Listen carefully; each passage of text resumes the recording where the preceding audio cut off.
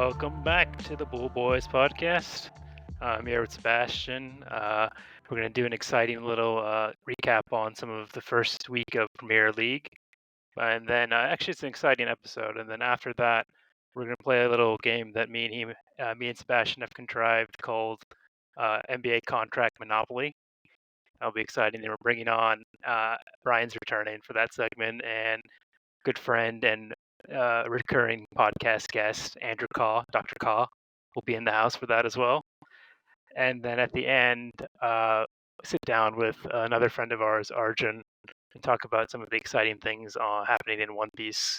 And then we go for about an hour on that. Just keeps going and going, as you know, go down the rabbit hole. So long pod, but really excited because a lot of fun stuff happened in sports and media. So but first, let's go over a little bit of Premier League, a little bit of soccer around the world. Sebastian, how are you doing, my friend? I'm doing great. How about you, Mr. Nath? I'm doing good. Thank you for the beautiful Bool Boys barbecue. It was very fun. Oh, it was a pleasure. The Kubi Day was dank. I'm glad to hear it was it was exciting to cook that as well as I did, I have to say. Yeah, great classic video that Jesse got. We'll store that away in the archives. Questionable auto transcription, but yeah. very What fun. will that be? Yeah, fun afternoon. Good food. Thanks. Good Yeah, vibes. yeah, thanks for hosting. Yeah, Yes. it was fun. And now we have the draft coming up, fantasy draft coming up in a couple months. So yeah, a lot of things to look forward to. But as I was saying, we were talking about Premier League first week. Always exciting coming back after. I mean, it seems like their summer is so quick. It seems like honestly they're out for a month and they're back, and they're back in training and stuff. But yeah, most importantly, Arsenal won 2-1. There was not a lot of upsets really for the first week, except the Bayern Super Cup loss to our Red Bull Yeah, Leipzig. Red Bull Leipzig. Hopefully they can finally mount like a real title threat or title push this year. Yeah, I mean they just lost to Josko, right, and somebody else. Salah's the Liverpool player, the Hungarian lad. Oh yes, horrible correct. at pronouncing his name. Sabzlai. Something of that nature. You're braver than I am when it comes to pronouncing that. Yeah. So first, let's go over Premier League. I thought we'd do a top 5 roundup for Premier League. I think it's the league me and Steve's both follow most closely. Of course, we're both Arsenal fans. So let's start with City. City played Burnley, a Vincent Company reunion, kind of. Poor Vincent. I thought they played well. I actually watched a lot of Yeah. it. They played well. They played well, so good for them, you know. They played well. City, I mean, Holland is just super opportunistic. Really, you can't let him get those chances because he capitalizes, it seems like 100% of the time. Burnley were really, really impressive last year in the championship. They won the league by double-digit points and had qualified for automatic promotion pretty early. So I had a feeling they would show. I have a feeling they'll be decent this season, and of the teams promoted, they're probably most likely to stay up. But I mean, it's always rough for a first match after promotion playing the league champions. It's not really what you want to be welcomed to the Premier League with, you know. Yeah.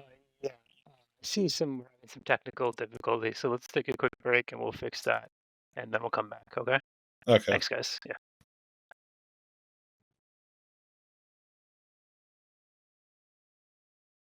All right, we're back. So we were just finished up talking about City. I'll say Julian Alvarez looked a lot better as a second striker, and he continues to grow. KDB injury is unfortunate. He was bossing the first 20 minutes.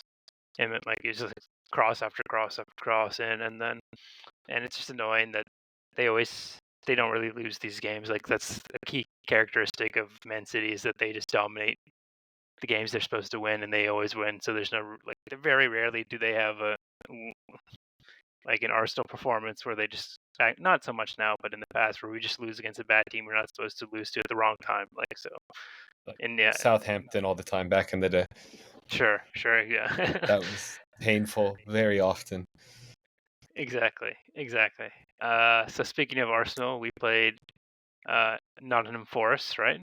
Yep. Matt Turner reunion of sorts. He just got sold to them, and he got get pummeled by all of our players in goal.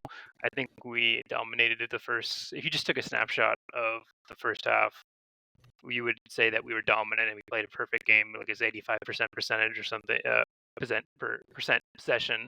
Yeah. Excuse me, and like good amount of like direct runs and stuff. 2-0 up, but then second half, first thing that happens is Jury and Timber goes down. And then apparent knee injury. They think it's pretty serious. Then we bring in Tomiyasu, and then they score on a counter goal, and it just becomes a cagey affair again. So tale of two halves. And my one thing is, yeah, overall we look strong. It's great, but I don't. You got to really be careful with Arteta's uh, kind of team selection. We have a lot of good players, and you just elect to put Partey in as right back instead of playing a true right back. And the goal came down the left flank, right? Did it not? Yeah, So I like, believe so. Yeah. you got to be careful here. Like getting too cute, and you have a lot of good players. You could have easily started Tomiyasu on the right, Timber on the left, and bring Party on at 60 minutes or something. Like there's no reason to play him like there. He does it a lot, and he's not the fastest guy. He gets exposed for pace. Anything on Arsenal, Sebastian? I would agree with most of what you said. I do think after we gave up the first goal, we did a good job of minimizing their chances. It never felt like we were really at threat of giving up the second and losing 2 points, so that was good. And then, yeah, I would say Partey at right back was kind of like shaky at times, but overall, for like the first match, I thought it was a decent enough performance, and the 3 points are what is important. It kind of sucks that we're already here thinking about like goal differential after like last year. That's exactly my thought. That first thing coming out was like, our win is not as good as everyone else's win. So yeah, exactly Well, what you said. luckily, yeah, nobody really besides City had tremendous wins, so guess Newcastle, yeah, I 5-1. guess. But Uh, they so they're played, top of the league. Yeah. yeah. But, I mean, that was fine. uh, I guess Two things Brighton about had a big win against exactly, Luton, exactly. Yeah. but I So mean, poor Luton Town. Such a good story, and they're probably gonna just get wrecked every single week. so City and Arsenal both played like basically championship teams. So you saw one team completely We destroy and one team struggled, right? we didn't play a championship team. 2 years ago they were in the championship. Yeah, but I don't think you can do that at this point. I feel like it's pretty vastly different. Okay. Well, maybe yeah. There's this itch inside of me that I wish we could have been more dominant both in the Community Shield and in this game. Even though the Community Shield doesn't mean the most, but doesn't mean much. Yeah, Let's move I on to suppose. anything else on Arsenal. Let's move on to Manu. No, yeah, just hopefully we don't have another 4:30 a.m. game for a while. That was Yeah, unpleasant. breach. Yep. Uh, so Manu, all I wrote was congrats, meh, Well, and congrats. Yeah, and also congrats I think on you go ahead. stealing. It's gonna we're gonna get back to this later, but they definitely should have. They deserve to not get all 3 points. I would say a draw was probably a fair outcome from that match. Okay. Yeah, I started like we're going to talk about it later. If there's something about a penalty, I'll let you talk about it later. Okay. Yeah, Uh, moving on to Chelsea Liverpool. Uh, I'll let you start with this one because I have 2 points, and I wonder if you came to the same conclusion. I was probably the game of the weekend. It was pretty Hmm. entertaining. I would say the commentators were hammering this point, and I would probably agree with them. Chelsea probably feel a lot better about that, despite dropping 2 points at home, because they actually looked pretty good under Poch, and like he's the new manager, and I think they had a lot to build on. I'd say it was kind of a concerning performance from Liverpool, and I don't think it's a great sign when your star striker is extremely angry when he gets subbed off after having a pretty subpar performance. Like they don't seem to Who have great who are you vibes. who are Like you referencing? Salah, Diego Jota? Salah, Oh, Salah, Salah. yeah, he Okay. was very angry when he got subbed off, Oh and yes, it was yes. not a great look, honestly. Like, kind of seems like they might be stagnating and are like a top 6 or 7 club right now, and not really a top 4 club, which is a big letdown, I'd say, for their fan base. Anything else on Chelsea?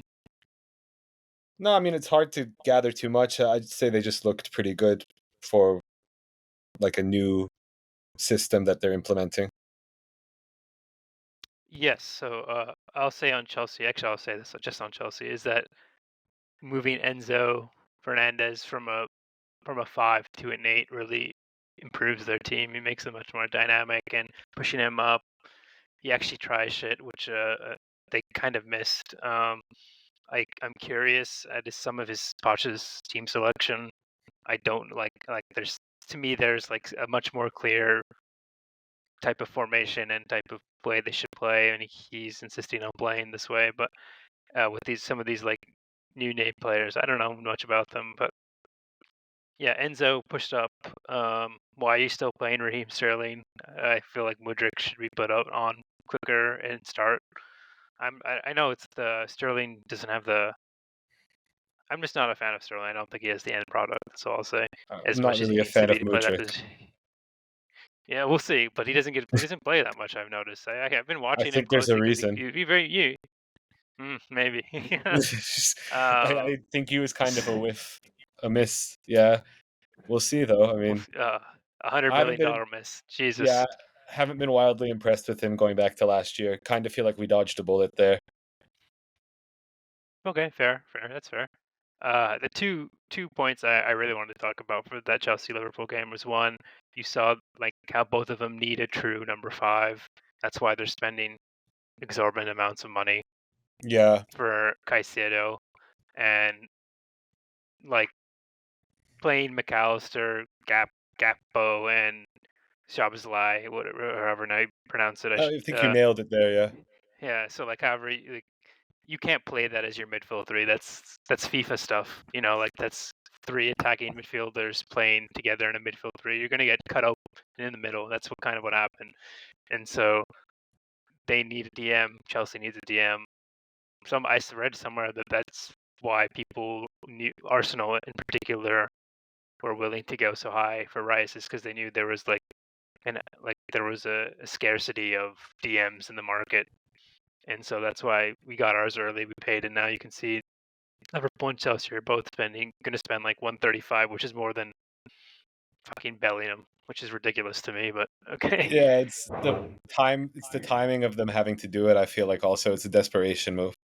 exactly. So like Yeah, somehow, like I think we were talking earlier. I was like, if we're going to pay 100 for Rice, why not just go 120 for Bellingham?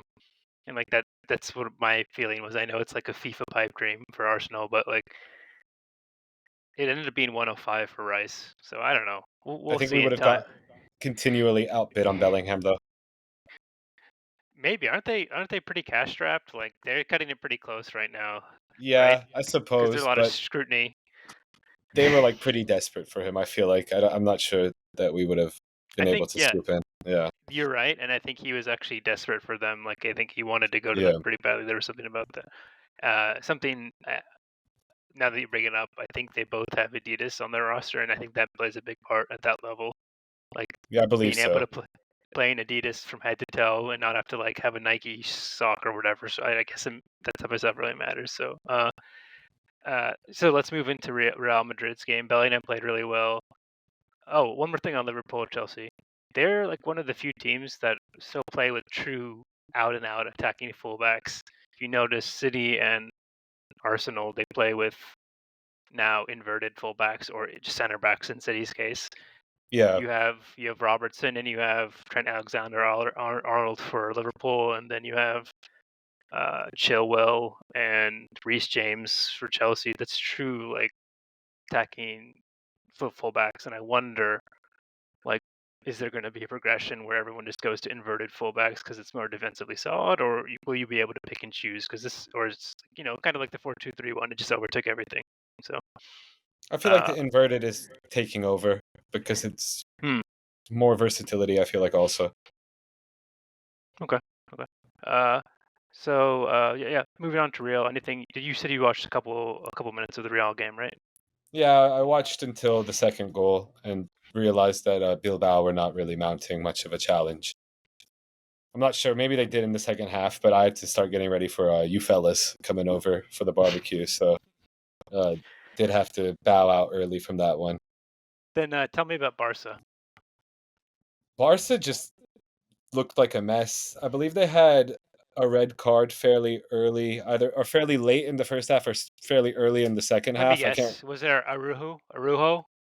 Oh, let me see who it was. I can find that out very quickly. But it was I just pretty. blind guess. That guy plays crazy. It was no, it was Rafinha.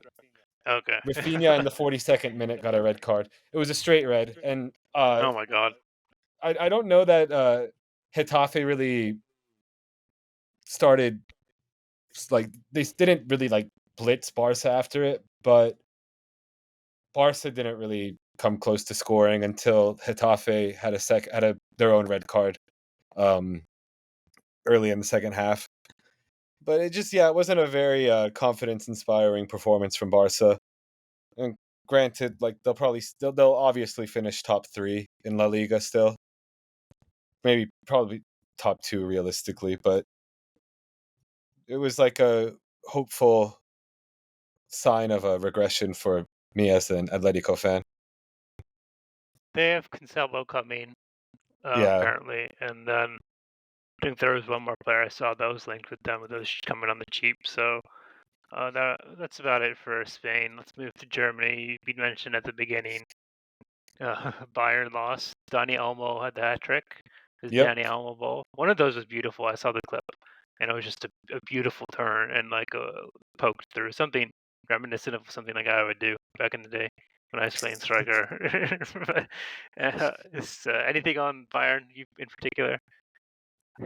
I just think when you combine it with how they lucked into the title last year and they were not very good all year, and combine it with a 3-0 loss in the Super Cup, it's just kind of concerning. But for the casual, or I guess you would say neutral fan of Bundesliga, it's a good sign because I think everybody's dying for some sign of parity in that league.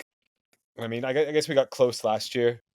Union Berlin were really impressive for most of the year, and then Dortmund, um, just absolutely with one of the worst choke jobs in the history of sports on the final day. So, but we might be getting closer to like some sign of parity in the Bundesliga, which would be excellent for the league because I think people are very bored by Bayern winning for a decade straight now. Very boring. I find that league like the teams play interesting styles, but ultimately it just doesn't. It's fruitless and doesn't matter. So why? Like I it's kind of love the Bundesliga, but I understand when people say that. yeah, yeah. It's it's a like Union Berlin were very fun to watch last year, but I do find the top 2 sides or the historical top 2 sides, Bayern and Dortmund, to be very boring. Okay. Do you think Kane will make a big difference? He played a little bit, right? He Yeah, I came think on he. in the second half. Yeah. Um, he might. I don't know. It's an interesting fit. I'm curious to see how he adapts. He's obviously very talented, so I'm sure he'll do well. Okay. I'll finish soccer with this or football with this. Is I was thinking about Bayern and like why they're so insistent to pay 110 million plus on Kane, and I was thinking their aspirations have to be Champions League. That's all they Hmm. should care about. And when you think about Champions League and you think about like all the other teams, you have 3 teams in a regression right now, right? You have basically Real Madrid's losing players to knee injuries left and right. Barca are down, and a lot of the English teams are down too. You would say like Man U, maybe one of them is the big one from the past. You have Chelsea's down. Chelsea not even in. Liverpool is not even in, right? Yeah. So it's the time to go for Bayern if they want to steal one. It's like the most efficient time. It's the most German time to go. So I can see why they decided to go in for Kane and just like this is the year to win it. Because really the only team I can say is definitively better than them, is proven to be better than them is City. And even then Madrid in a will be. I pretty much would put money on Madrid doing better. If they ended up matching up in a knockout stage, Madrid would beat them. You're that's really because gonna pick Tuchel over Ancelotti? Like, no. Ancelotti's the no, goat. no, but a lot of things happen, and you saw like Madrid's already down 3 players to two It doesn't. ACLs, right? I don't see it mattering in terms of like tactical brilliance. I think it's probably the biggest gap And you could have. so okay, let's say you really feel that way, and that's still just Real and City, which is like PSG's out too. Yeah, There's a lot of key teams that are out, and so it makes a big reason why I think they probably spent that much and were willing to like bargain with yeah. the devil, literally, is is because they have go time now in the Champions League. That is a good So point. I hadn't thought of that, but I do think you're probably right. It is probably one of their best chances to actually mount a serious challenge yeah, for the Champions League title. okay, we'll end there, and we'll come back with Well, no, let NBA me con. get on my soapbox about the penalties Oh really yes, quickly. yes, yes. Sorry, Sebastian, I completely forgot. Go ahead, take the It's floor. all good. I just think we're reaching a crisis point with the level of scrutiny that. Let me figure out how to phrase this. Referees in the EPL are completely unwilling to give penalties. You would basically have to wind up and punch somebody straight in the face or dribble the ball like a basketball to actually get called for a penalty in the box. I mean, today, Man U's goalie Onana absolutely clobbered somebody in the box in like the 95th minute or so. VAR gives a brief check and no penalty awarded. And everybody after the match is up in arms saying it was outrageous. Commentators were all outraged. It was very clearly a penalty. And then yesterday in the Liverpool Chelsea match, Nicholas Jackson basically Yeah, I saw dribbles the that. ball off his hand in the box. No It penalty was like awarded. one of these like Uh, dolphin wings or like chicken Yeah, wing type and situation. everybody's like, "Oh, he tried his best to keep his arms in." It's like, "No, he didn't. That's not natural." Like this is a problem going back to last year. It's pretty much the hardest thing in the world to get a penalty called in your favor in the English Premier League. I'm probably salty because I feel Arsenal probably missed out on at least 20 penalties last year, and it's just yeah, it's disgusting. It needs to be fixed. Watch any other league in the world, penalties are awarded. It's normal, but for some reason, the English think they're above this. It's Yeah, atrocious. you're right. It seems like if it was Real or Barca, they would get that penalty a lot more times than even in Arsenal or City get it now against these teams that just pack the box and like destroy Saka on the wing time after time. I Yeah, get you on that. And there's been a growing tide. I've been reading that about like ref displeasure. You saw that disallowed goal and or disallowed penalty, and then there was two disallowed goals in that game itself. Chelsea Liverpool, correct? yeah. For Those all, were like marginal offside calls that I actually think were probably the right calls, despite commentators being, "Oh, it's and that's when but VAR is used wrong." there was still the There were one in Wolves Man U. There was a missed penalty there too, correct? that was today, yeah. Yeah, Onana so clobbered. I yeah. don't remember who it was, but it was he basically two arm punched somebody in the shoulders very late. It was pretty bad.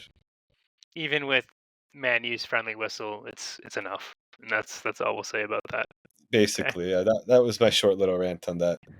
all right. NBA contract monopoly is coming up next. Yep. Daryl Morey is a liar, and I will never be a part of an organization that he is also a part of. Let me say it one more time. Daryl Morey is a liar, and I will never be a part of any organization that he is a part of. Hey, welcome back, officiant Brian, coming in hot. What up? Yeah, we're back for NBA contract monopoly, but first, we're bringing on two new people from the last segment. We got Brian returning from his Hello. officiant wedding, where he Hello, officiated his hello. sister's wedding. How are you doing?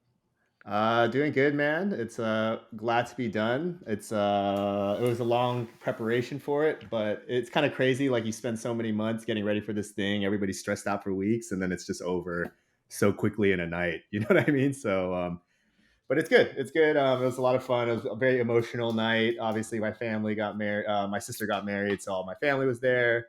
Got married to Ryan Vo, who Whoa, bro. his family is family with some of my friends, Nam, etc. So it was nice to be able to hang out with everybody. And then we got Dr. Khaw, reoccurring guest. How are you, sir? Good. Back in the building. Glad to be here. Anyone need Board any game mental extraordinaire. advice? Let me know. Yeah, Dr. Board Game over here. What about scripts, dude? What about scripts? Talk to me after Talk to me after the recording. Has to be off the books. Okay. Just awkward laughter. Yes. And then, of course, Steve's coming back from soccer segment. How are you? I'm doing well. I mean, not much has changed, so Well, a here. lot can change in a couple minutes, Steve, so you never know. This is Fortunes true. change. It's true. That's very true. Lives have changed in minutes. Correct. Yes. That should be a soap opera on cable television network. Life changes in a couple minutes. Yeah, like those people in Pompeii, bro. Yeah. Very, very true. Yes, very true. Good historical throwback. Yeah, nice historical throwbacks. Yeah, I mean, one moment they were living, the next moment they were frozen in time. Yeah, literally ash. Yeah. Man, that would have been rough. Probably the worst way to go out. Don't you think that drowning, like some sort of like flooding and drowning tsunami type situation, is worse? Drowning, Okay. historically, I would pretty say, of casual, like, or not casual, but Titanic common type thing. It's not seeing anything, just in the common water. ways to die. Drowning probably the worst, but Pompeii probably was pretty bad. Some people I think died like instantly. That's why they're like frozen in time or whatever. Yeah, but it's just not a very common way to die, so I wouldn't really like have it as my go-to worst way to die. If you want me to be real with you. Are we just waiting for them to become petroleum? that's that's pretty. It's a cold The world. U.S. is gonna invade Pompeii. Yeah, pretty soon in 10,000 years. Yeah. Those poor Italians. Yeah, watch out, Italy. So we brought on Andrew, and we wanted 4 people today because we're going to play a version of NBA Contract Monopoly that I've contrived and Steve's helped a lot, and so I'm excited to play it. But for the viewers who don't have the board in front of them, just imagine a Monopoly board, and as you go around, instead of properties, you have NBA contracts. And just like in Monopoly, the brown ones are the ones that are cheap and not that bad. And as you go around the board, they get progressively more worse. And so what we're going to do is, just to simplify it, there's going to be no money. Whatever spot you land on the board is the contract you get. And at the end, when all the contracts are handed out, the people who have the worst contracts lose, and the person who has the best set of contracts wins. And to kind of spice it up here, there's going to be a couple like chance type things on the board where you can do things like reduce a contract, trade with an opponent or another player, discard one you don't like, that's the amnesty, or get out of jail free card. So if you land on these, you can get rid of bad contracts you have, or maybe foist them onto your opponents. So it's kind of like that, and I think it'd be a fun way just to revel on how shitty some of these contracts are. I've explained the rules to Sieves, Brian, and Andrew. I think they've got it. I'm sure they'll complain about it when they start losing, or yeah. But let's go. Anyone want to go first? I'll go first. Okay. So we're all in the sheet, right? Yeah. How do I roll?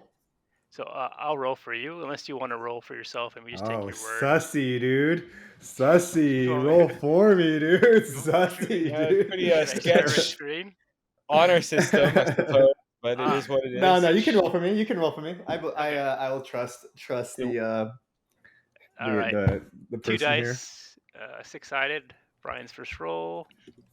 7. So as All we right, go. 1, 2, 3, 4. Oh, Yeah, you go, Brian. That's fine. but I start on going on black, right? Yeah, so you start on black. 1, 2, 3, 4, 5, 6. I get a reductor card. Okay. Oh, spicy. Yep. So then Brian has the ability to reduce the length or amount of any contract by 1/2 whenever he gets a bad one. So when at the end he can make one of those really bad ones more palatable. Okay. Oh. Okay. So I now like it. let's go in the right order. So we'll go me next. We'll go counterclockwise. Okay, 4. Start here. 1, 2, 3, 4.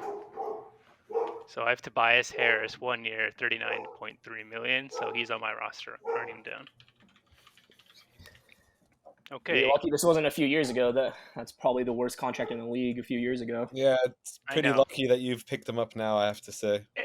And isn't it opportune when Sebastian told me there should be no expiring contracts and I get one in the first row? Creator of the game, I'm a games lucky the guy. system. I'm a lucky guy. Okay. Yeah, for sure. I really believe that you rolled a 4. All right, Andrew got a 10. 1. Oh, sorry, Steve's got a 10. 1, 2. Nice. You can do it yourself if you're in the sheet, or I can do it for you. So I mean, you let's should see. be able to. Yeah. You start from here and then go 10. I'm here. PG? Is that what am I getting PG? Yeah. Am I correct in that? Sounds Nice. about right. Yeah. That's Okay. not too bad. I can live with this. Yeah, that's pretty- PG. Oh, that's chill. I feel Yeah. like PG's still a productive player, and Yeah. he's good still. Well, we'll judge at PG the 2 end. for 94. Okay. It's a lot. But he's injured a lot, right? So you have to factor that in. That's why he's on the board. I don't know. I love Podcast P, bro. Big fan. I actually do. I think he's pretty good. Yeah, good episode today with Stephen A. Smith. Oh, I didn't Listening, watch it PG, let us know. Buy us out. yet. Yeah, bring me on this show, bro. So could you put your cursor on there, Steve, or put your box on there just for attaboy. Okay. And then now we're going to Andrew. Roll me, baby. 7. Oh, another reductor. I'll take A it. reductor card for Andrew. Oh, that's not opportune. Okay. Nonsensical. Back to me. Back to Brian. Yes. What did I roll? Oh, I know how to make this fair. I am using one of those things that rolls until you say stop. Tell me when you say stop, and that therefore you determine your own fate. Okay. All right. Stop. All right. Go now. Stop.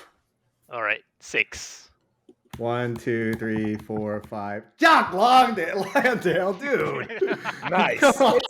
I literally was just looking at that and like, dude, I don't want that. I literally was just staring at that. I was like, dude, that suck ass. I mean, like, There you go. cash-wise, it's a pretty low it's not value, bad. but it's just a very stupid contract for the Rockets to have handed out. Yeah. Like, God dang it, dude. below average player.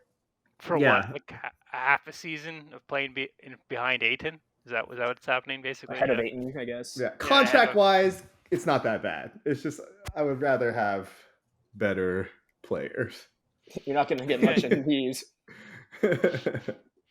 All right, me 7. So I was at 7. 1, 2, 3, 4, 5, 6, 7. Oh, sent to auction. Very nice. So the next contract I land on is immediately discarded from the pile. Okay, from the pool. Yes, sir. Okay. All right. That means it's rolling for Sebastian. All right. Tell me when. So, stop. 10. Oh, nice. We're moving around the board. Do you want to though? Is there a pass go bonus? No. Oh, no. Oh, that's not too bad. Evan Fournier, am I right with this?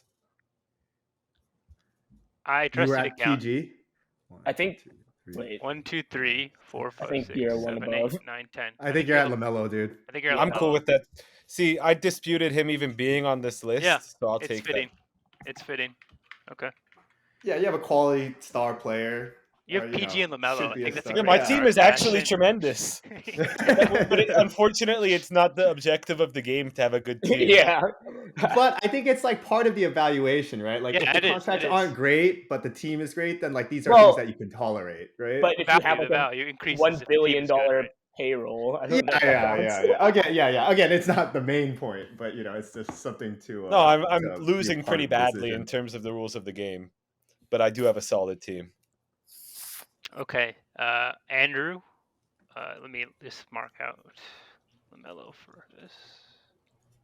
Okay, Andrew, your role. Tell me when now. Stop him. 3.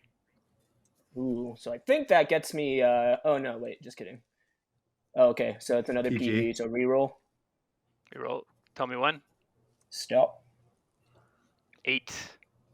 1, 2, 3, 4, 5, 6, 7, 8. Oh, I think I got. Oh, Jaylen Brown. What the fuck? Why is he in orange? Ha Oh, What the fuck, dude? Status. Oh shit, Ouch. dude. Ouch. Well, I think I'm gonna. Tough one. I know what I'm gonna use my reductor on. Yeah, there you go. It became more palatable because of that. Okay. Yeah. Brian, back to you. You got a reductor and a Jock Lawndale. Yes. Tell me when. Stop. 12. Oh wow. Ooh. 1, 2, 3, 4, 5, 6, 7, 8, 9, 10, 11, 12. Bertans? Nice. Hey, these are pretty light though. These are pretty, these are pretty Yeah. small contracts. I'll Our take teams that. are very God. different. It's not to be clear. We're not. The winner won't be evaluated by like how much money they No, have. It's by It's like you the know what I mean. total. Overall, Yes. holistic, But what we feel. And what the we right moral now the team victor. has a little flexibility, dude. Right now the team has a little flexibility. Just some Jacques Londale and God. Bertans. I'm feeling Gosh. okay, dude. Right now, I'm clearly the moral victor. Right now, I can't believe he still has 2 years, 33 million left. He's done nothing for the past 3 seasons. I love He's that been- guy. I he's- had him in fantasy the half season. He was excellent. eh, Great times with Davis. he consistently gets paid like 15 to 17 mil just to chill. Seems like it's been like that forever. Hit a man couple was a- threes.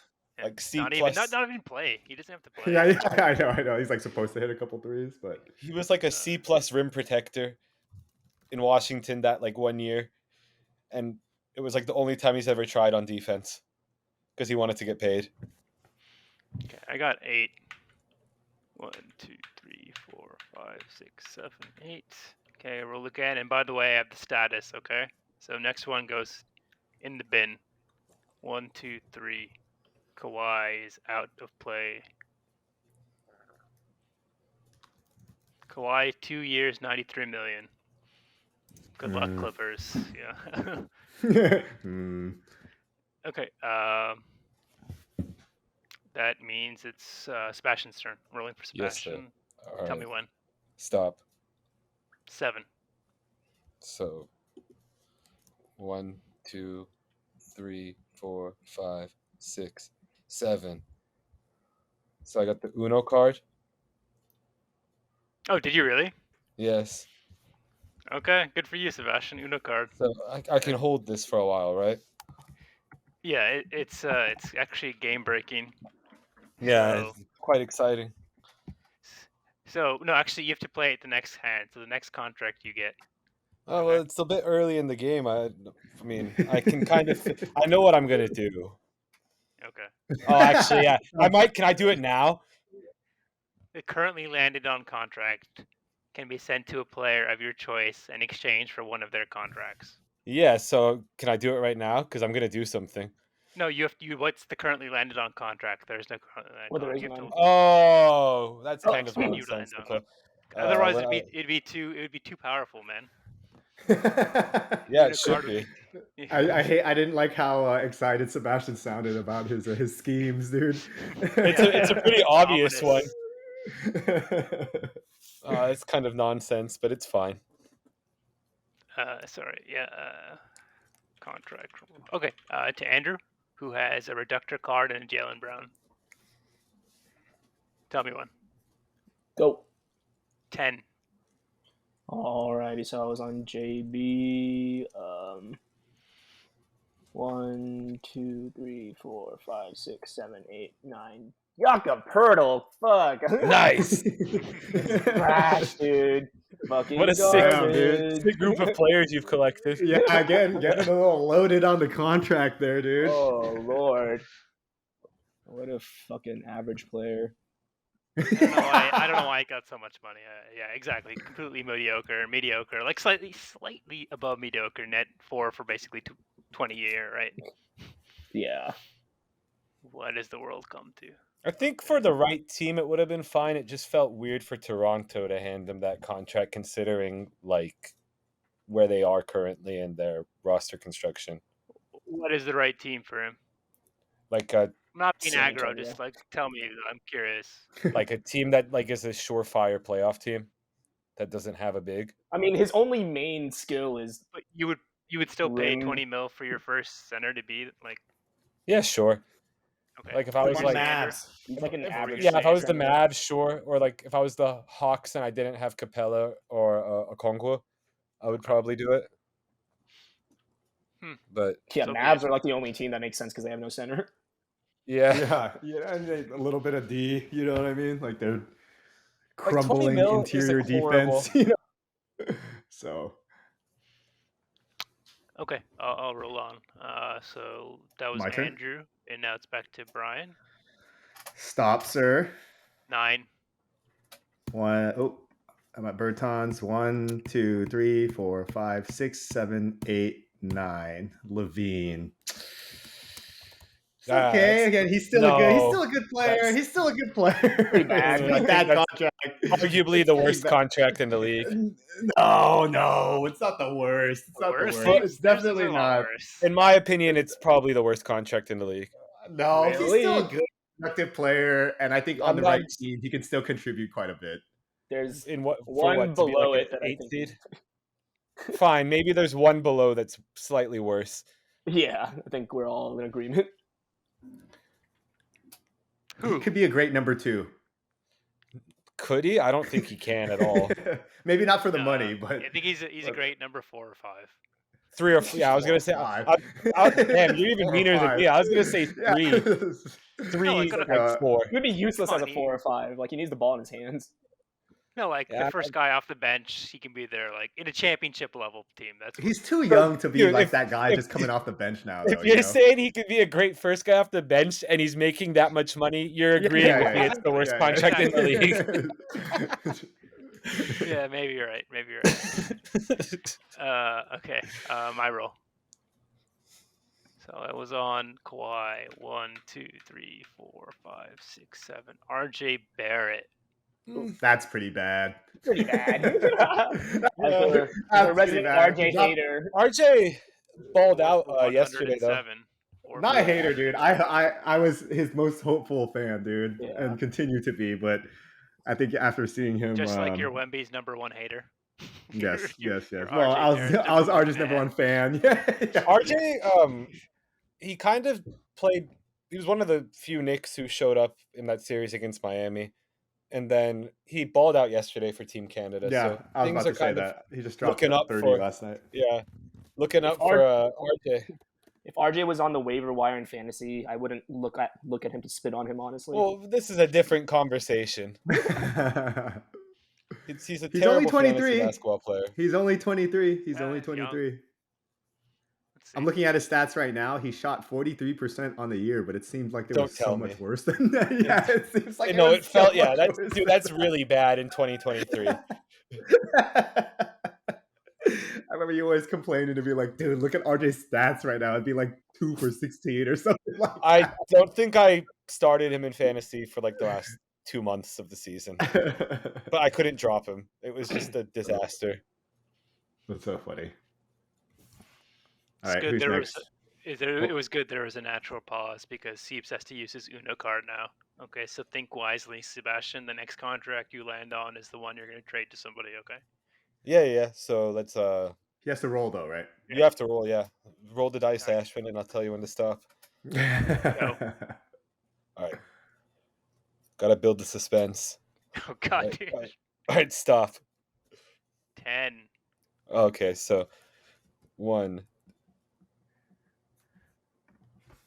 Uh-oh. We're getting into the... Yeah!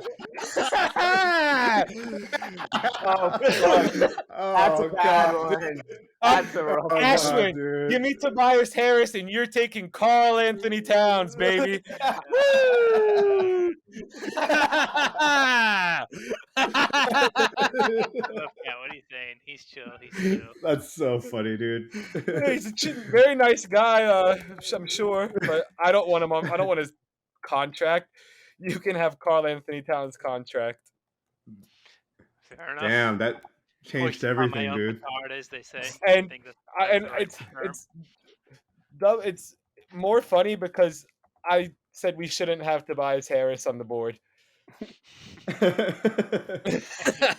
rolled him first, and I got him in my first roll. Is that why it's all so funny to you, Sebastian? Good It's for you. all just very funny. Damn. Okay, It's I can spicy, recover dude. from this. I can get a reductor or something. I can. You can, but will you? Actually, that's a real gamble right Lot of there, dude. roll- Like, yeah, oh a man, lot of rolls got like roll on the. This is very funny. Hey, what happened there? What a great stipulation the Uno card is. Okay, back to Andrew. Yep. You get to roll All right. Stop. 7. 1, 2, 3. Oh God, Jordan Poole. I can't get rid of this guy, dude. After he fucking what 4th, 5th round pick in fantasy. Oh God. Yeah, the right side of the board, I gotta say, is There are some pretty bad treacherous, ones. dude. Oh my God, Yeah, this Like is contract, this is right? bad.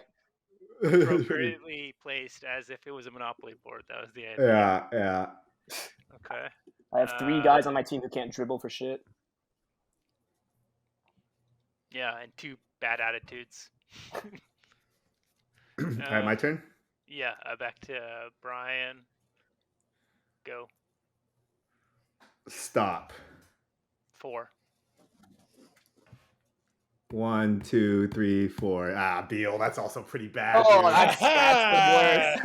I think that's the worst contract in the league. God. For the uninitiated, he has another 4 Started years, off- 208 million. It started off really sick for you, Brian, and then it's just taken a Yeah. horrible turn on the last 2 turns. Yeah. I was hoping I'd get a number big enough to get out of the side of the board. But Not great. unfortunately, that reductor, did he's not fine, happen. he's I do have a fine. reductor. I do have a Also, reductor. genuinely might be the worst team in the history of basketball if they were to go on the floor.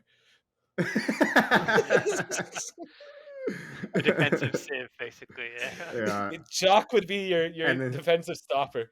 Yeah. And I got 2, kind of chucker guys, but And then hey, Davis. keep on pressing on. And DB coming off the bench shot. He might have to start for us, man. Yeah. Oh yeah, that's true. That's true. Okay. All right. Back to me, right? All right. I'm at RJ Barrett. 9. 1, 2, 3, 4, 5, 6, 7, 8, 9. Nice. Oh, that's lucky, dude. Yeah. I That's thought you were- super lucky. I miscounted, and I thought you were going to land on Gobert, and I was about to die 2, 3, 4, from laughter. 5, 6, 7. Okay, roll again. 1, 2, 3, 4, 5, 6, 7, 8. Okay, roll again. Oh my god. You're making your way around the board. 5, 6, 7, 8. All right. I landed on an amnesty. Okay, I wonder who I'm gonna amnesty here. All right, Cat is blown off. Boo. Cat. All Damn. is rectified in the world. Boo, Okay. dude. Terrible rule. Bring it on. Okay. You still have to end up with 5 players, right? Yeah. So basically, yeah. Once you guys get to 5, you'll just stop rolling, and then we'll kind of end it. Okay.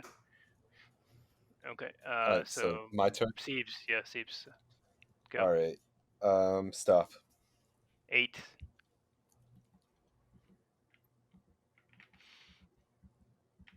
Oh, I landed on Toby.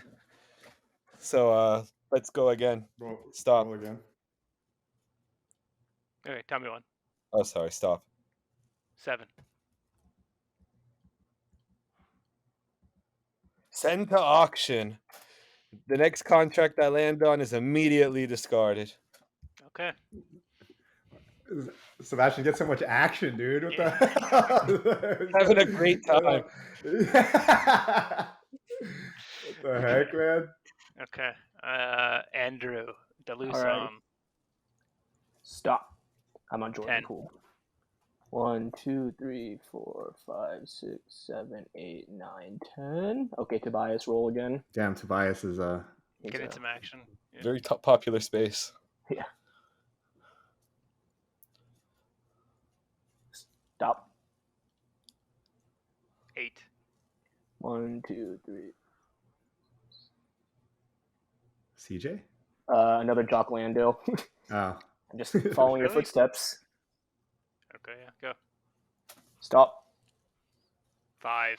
1, 2, 3, 4. Oh, another taken. Goddamn.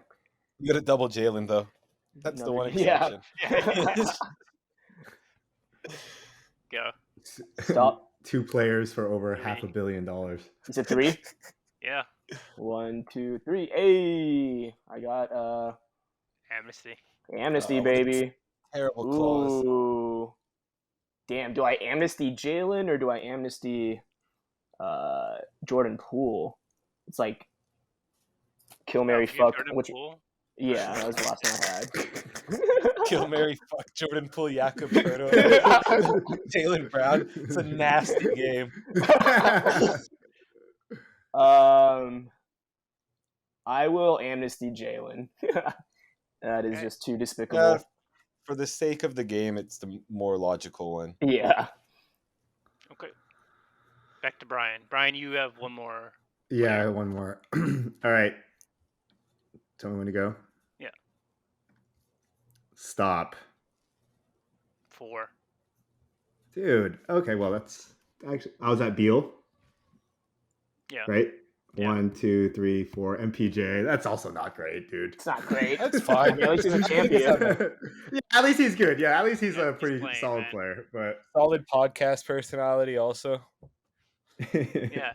Okay. So do I use my reductor at this time? I'll wait till the end. Okay. Okay. Think about it. Like stew about it. I think Yes, you've clearly yes, won yes. the game though. All right. I'm going. Oh wait, no.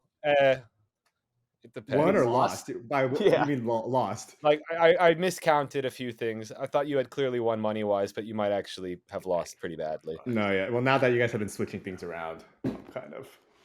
Oh yeah, is that an accusation? Rules of the game, man. Rules of the game. 1, 2, 3, 4, 5. 1, 2, 3, 4, 5, 6, 7. Damn it, dude. 1, 2, 3, 4, 5, 6, 7, 8, 9, 10, 11. Pretty soon we might have to do it like nearest one. 1, 2, 3, 4, 5, 6, 8.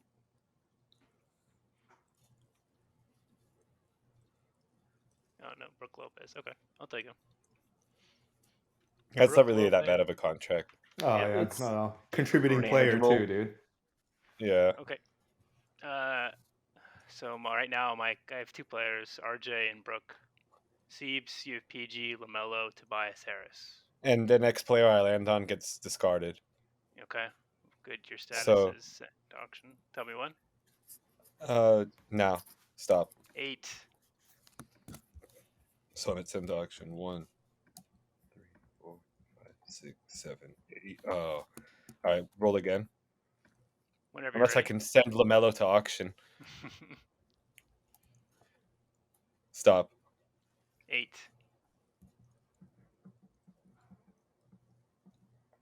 Jakob Pertl. He's already taken. He's taken. So roll again. Go. Yeah. Stop. 7.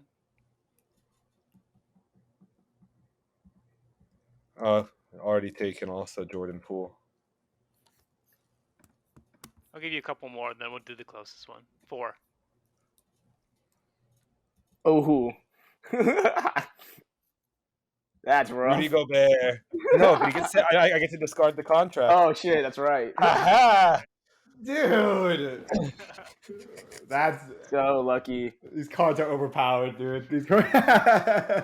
What can I say? I've avoided the Minnesota problem with great status cards. There's still, I mean, there's still people out there. I don't know why we're not really getting them, but a good amount of people out there. Kyrie, CP, Dylan Brooks, Isaiah Stewart, John Collins, name a few. Okay. So you had and- Siebes. You picked up. No, you sent to auction, and then Gobert. Gobert sent to auction. Yeah.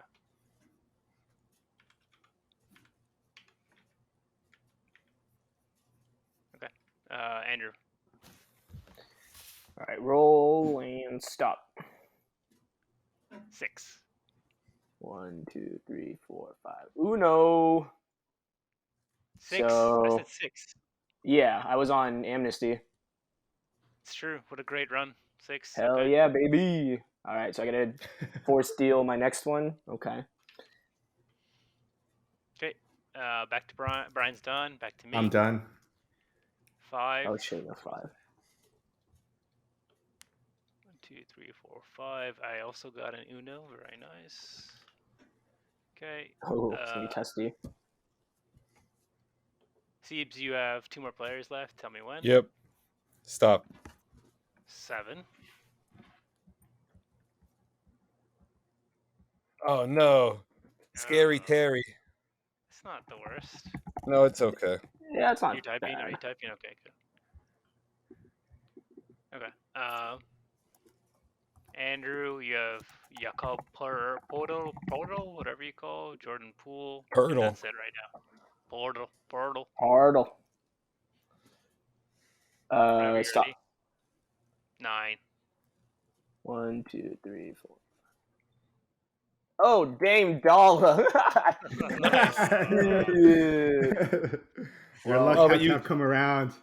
He gets to Uno that. Oh though. yeah, wait, I get an Uno. Hell yeah, dude. Oh, Who wants it? Who fucking Dude. wants it? Which is the least painful contract? Honestly, I think I'm gonna take Terry Rozier, man. That's not that bad. I'm fine with that because if you look at it, Andrew kind of made a crucial mistake, but I'll let Did it go. I? Yeah. So not often the game master makes a mistake. He's stumbling. you see what do you know what the mistake you made is? It's I do done. You not. can't take it back. You What should am I have you should have taken Tobias. I mean, I was thinking that, but like Rozier is what 2 years for 40. Okay, that's kind of a lot more. Or 30. Yeah, see? 2 years for 30 more. You already said it. I would take Rozier for 15 mil a year over Tobias. I'm okay with it. Rozier's 24. Or he's It's like an 24 extra years. 2. I mean, it's like 33 more than I suppose. Tobias for 2 years. Yeah. Oh well. Hopefully, I land on an amnesty. Okay, so my next. Oh, so it's back to me. My next roll will also be an Uno. So I'm here. 6, 7. I think for how long are we going? Should we go? We're almost specifics done. Yeah. Okay. So you want to go specifics? You have to land on it specifically. Yeah, I mean, all of us only have one player left, don't we? I need need 3. 2. Yeah, Ashton, I don't know how you ended up in a situation where you need 3 1, players 2, still. 3, 4, 5, 6. Oh no. What'd you get? Oh. Well, you're trading it. Oh, that's true. I'm going to give you this too. That's nice. Okay. Yes, Who is it? Uno. Ben Simmons, 2 for Oh 16. no! Oh fuck! From You should Hero, take- Hero, I got 6, and then I came down to Ben Simmons. Oh, you should take Terry Rozier. Nah, the whole reason I didn't take Tobias Harris is because I knew he was gonna trade the next contract. Take Tobias. Yeah, I'm gonna take Tobias. Hell yeah! It all worked out. It Yeah, fucking dude. worked out, dude. I had to go for the second worst contract. Your luck has turned, Fine. Sebastian. Oh Okay. god, that is My fucking team's sick, brutal. though. My team's definitely the most talented team. It is. Your team is the best. It So, is. It is. It is. For So 10x the Moral money. victor. I get Quick- it's go ahead, my Sebastian. turn. Yeah. No. What were you gonna say? I was just gonna give a quick recap. So we have Brian sitting pretty with Jock Landale, David Bertans, Zach Levine, Beal, and MPJ. I have RJ, Brooke, and Tobias. Siebes has PG, LaMelo, Dame, and Ben Simmons. And Andrew has Jakob Portal, Jordan Poole, Terry Rozier. Okay? Mm-hmm. All right. So now to Sebastian, your roll. All right. Stop. Sorry, I missed it. Say it again. All right. Stop. 5. Nice, my guy, Dylan Brooks. And now I'm done. I definitely God lost the damn. game, but it's okay. Not through your fault, Sebastian. No, I feel that the cards it. were pretty It's nonsensical. not over yet. It's not over yet. I know I'm done. I can't. You weren't saying that when you got Uno, Sebastian. Yeah, but my big beef would be the two amnesty ones. They seem very problematic. They're actually the most overpowered ones. Maybe you just want amnesty next time. That's true. It could be true. Okay. Back to Andrew. You have 3 players. You need to pick up 2 more. Yep.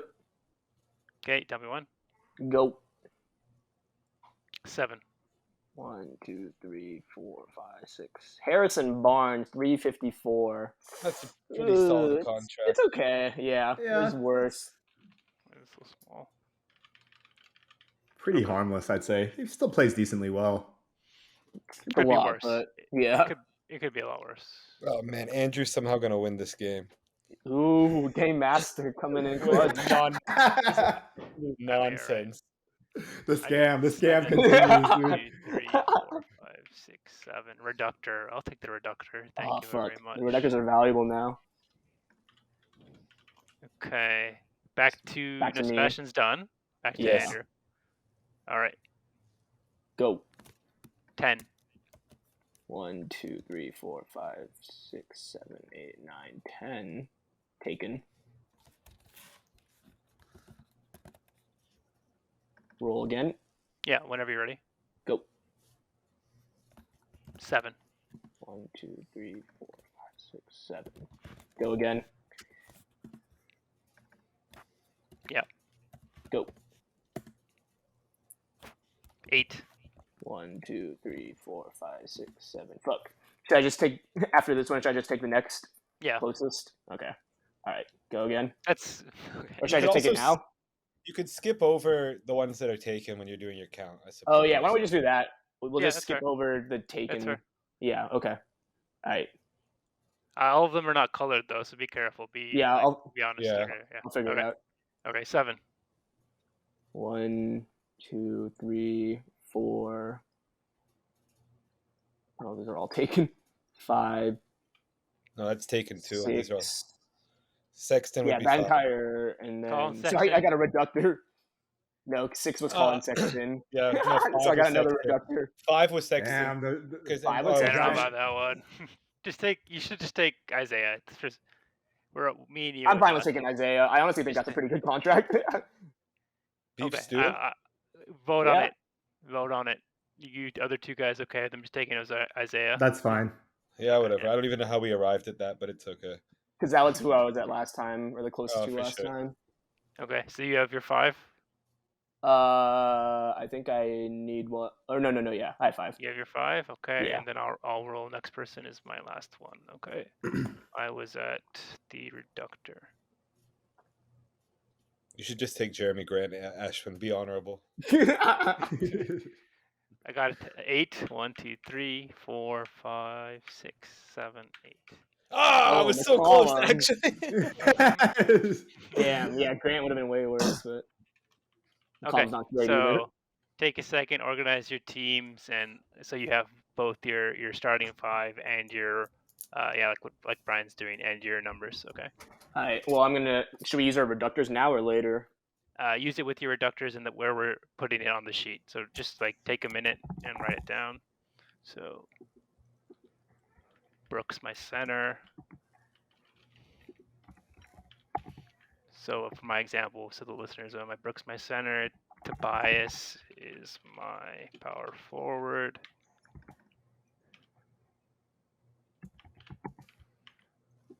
I don't think position is super important. It's nice though when it fits like that.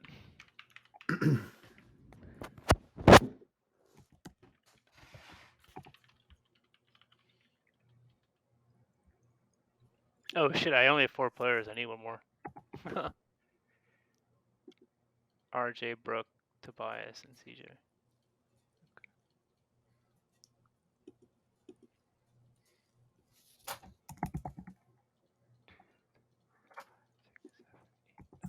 Oh, I actually did. Just roll a 1 and get Jeremy Grant. Yeah, that would be the honorable thing to do. So now what do I use my reductor on? That's the question. So just we're clear. You can half the value or the length. You can do Both? either. Oh, No, either. So I mean, yeah, I guess. Well, but the why per would you year want should to? remain the same. The per year should remain the same. So if you have a 4-year, $100 million contract, So and both, yeah. Yeah, I guess, yeah. Okay. All right, I'm using my reductor on Mr. Beal.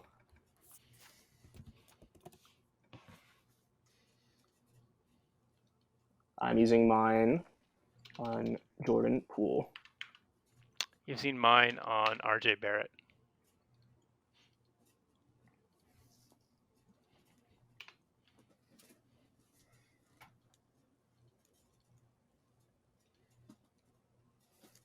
Oh, I won, but for sure, dude. Come on. No, you didn't. What the fuck? Dude, you still got Chris Middleton for $30 million a year, for CJ McCollum for $30 million a year. I think we've Tobias reached for a big $4. I mean, it's only problem in 1 the year, game. but What's We've that, reached Sebastian? Well, I don't know who would call Dame a bad contract. I would. It's a bad contract. Could be I don't think it's 36, a bad making contract. $63 million a year. Yeah, but I mean, people clearly want him. He's a big fan favorite. I think it's a problematic Okay, definition of a bad contract. Yes, everyone wants him, but he's not worth Sebastian's the team first is the best team. That's definitely for sure. Yeah, I'm the moral victor. And if this was like Mario Party, I'd get all the stars at the end, and I'd clearly win the game. Should we tally our total dollar amount just to have some context? This is what we'll do. Everyone will get a chance to sell their team, and at the end, we just vote for the winner. Okay?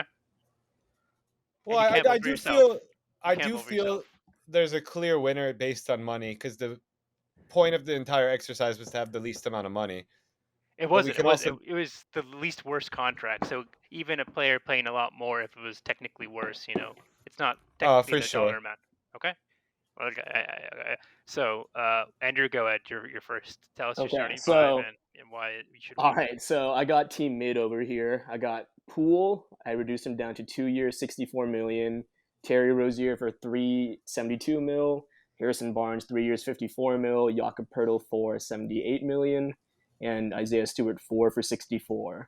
So obviously my team fucking sucks, and if this was an actual team, it'd be garbage, bottom of the league. But in terms of like actual monetary value, like it's running pretty cheap. Like no one's hitting more than like $20 million a year, except for Poole, who got halved. I mean, these aren't the worst, most damaging contracts out there. You're winning 0 games. Yeah, I mean, that's not the point, though. I still have Jordan Poole and Terry Rozier are shooting 80 shots a game, basically. I still have another $100 million in cap space if I want to sign him. So. Very bad team. I'm not. Brian put ass in the sheet, and I would agree with Brian. It's a terrible team. I mean, I agree. I also feel it's a terrible team. I'm not disagreeing. I'll wait until the next gentleman tries to sell his terrible team. All right, Brian, go. I mean, Always great when you start your selling with, I mean. Well, there's a little bit more balance here compared to Andrew's team. I have, a little bit of, unfortunately, is kind of mid-tier star power in Beal and Levine, but we have some championship experience with MPJ. It's a lot of money locked up in those three, but I could see this team winning some games. And then with Jock Landale and Davis Bertans or David Bertans, Davis, yeah. We're not spending much money on them, so we have some flexibility to maybe sign another good starter outside of these guys. So I actually feel pretty okay. It's basically the Suns lineup you have. Yeah, it's very similar. It's like a low budget Suns lineup. Yeah, you have 3 stars, and then there we go, dude. I mean, except you don't have Kevin Durant, so. Yeah, you have Zach LaVine instead. Instead of Devin Booker and Kevin Durant. Yeah, Zach LaVine and MPJ. It's not great, but I see the vision. Okay, I'm next. Just really quickly, Andrew, can you close Riverside and any other browsers? It might mess up the recording. Wait, I don't have it. Are you sure? Browser. Yeah. Okay, no problem then. So my argument is that you see no 4-year commitments there.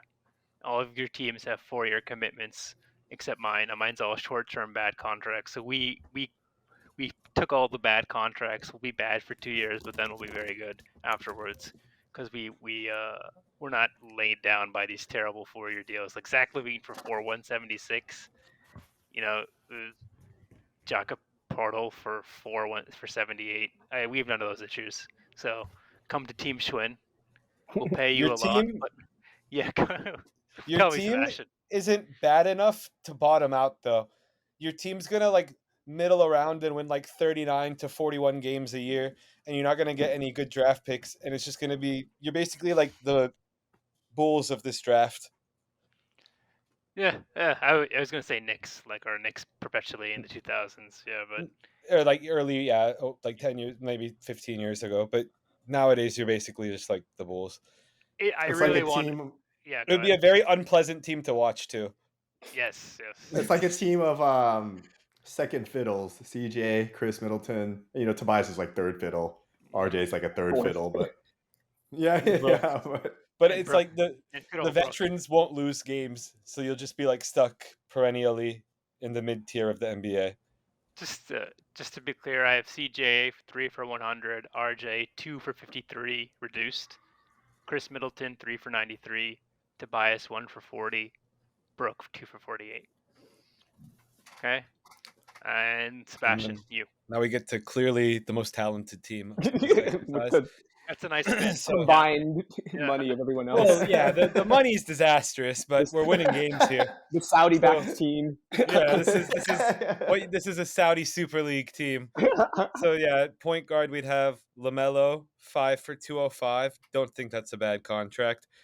Dame would probably be running the 2, 4 for 216. Not a bad contract. We got to do Dylan Brooks at the 3. Or the 4, I don't even know how you would work that. But that's a bad contract, 4 for 86. PG, also the 3 or the 4, 2 for 94. And then Ben Simmons would have to run 5 and 2 for 78. And I'm not sure how that would go. Small ball, dude. Yeah, Small ball, dude. We'd be dynamic. We'd be getting up and down the court. Ben would be setting hard screens. We're winning games. We're going to win 50-plus games, I'm pretty sure. And it's going to be like the new Showtime Lakers. Very exciting team. Sebastian Def team, in theory, has some sick potential, but it's just that's why they were also paid so much and now have these terrible contracts. It all makes sense. Yeah. So I guess 2 very bad contracts on my team and 3 are disputably bad. So the strong points of each team. Yeah. So my team is flexible because I have the lowest annual contract. Be weary of everything. Be weary of everything. Andrew says from this point on. Brian's is top heavy. Ashwin has the least commitment, so he's got the shortest contract, and then Siebes is he's just got money, I guess, dude. No flexibility. It's objectively the best team. We're competing. You're selling tickets. It'd be a fun team to play with in 2K. True. Besides Dylan Brooks, I've never really played with him in 2K, but I'm sure he does some cool things. All right, so how are we voting? How about you can't vote for your own team? Yeah, so you can't vote for your own team. Let's start with Andrew. Who votes for Andrews? I vote for Andrews. Low flexible deals, and they're actually not that bad. Actually, only one vote. One vote. So okay. Brian. I'm thinking. Okay. I'm still thinking. I kind of think I do have to vote for Andrew. Let's fucking go. I do too, unfortunately. It's mainly because we don't even have to go through the players. We already know. Damn. Okay, fine. 3 votes. The scam continues, dude. I was gonna vote for Ashwin's. Dude, the scam continues, dude. I would have voted for Ashwin's, but out of spite for some of the situations that occurred in this game, I'm not voting for Ashwin. I want it to be clear. That's why. Well, thank you for the votes of confidence, gentlemen. I'm glad I could come in and steal the show. For sure. It was fun. Thanks for indulging me as we tried to make up this game out of thin air. But yeah, it's a good way to see all the bad contracts. Yeah, fun game. We should. We should do this with the best contracts eventually. Yeah, we definitely should. Yeah, but I think moving forward, definitely just jump spaces for the. Yeah, that makes the most sense. Ones that because it's actually a pretty big advantage to land on one. At least in this game, it was a pretty big advantage to land on one that somebody had already gotten.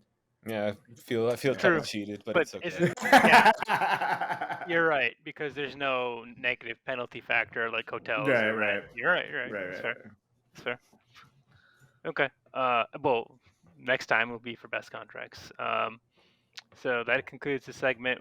Coming up, we have we go into One Piece. Me and Brian, we bring on Arjun, and we talk about One Piece for about an hour. All biggest unanswered questions. Really excited about that segment. So hope you guys enjoy it. Thank you, Sebastian, Brian, and Andrew for joining. No top 5 or buy or sell this week, but we'll be back again next week. Talk about some soccer and USA basketball. Okay, thanks, guys. Awesome. Glad to be here. Thanks for hosting. Peace. Take care.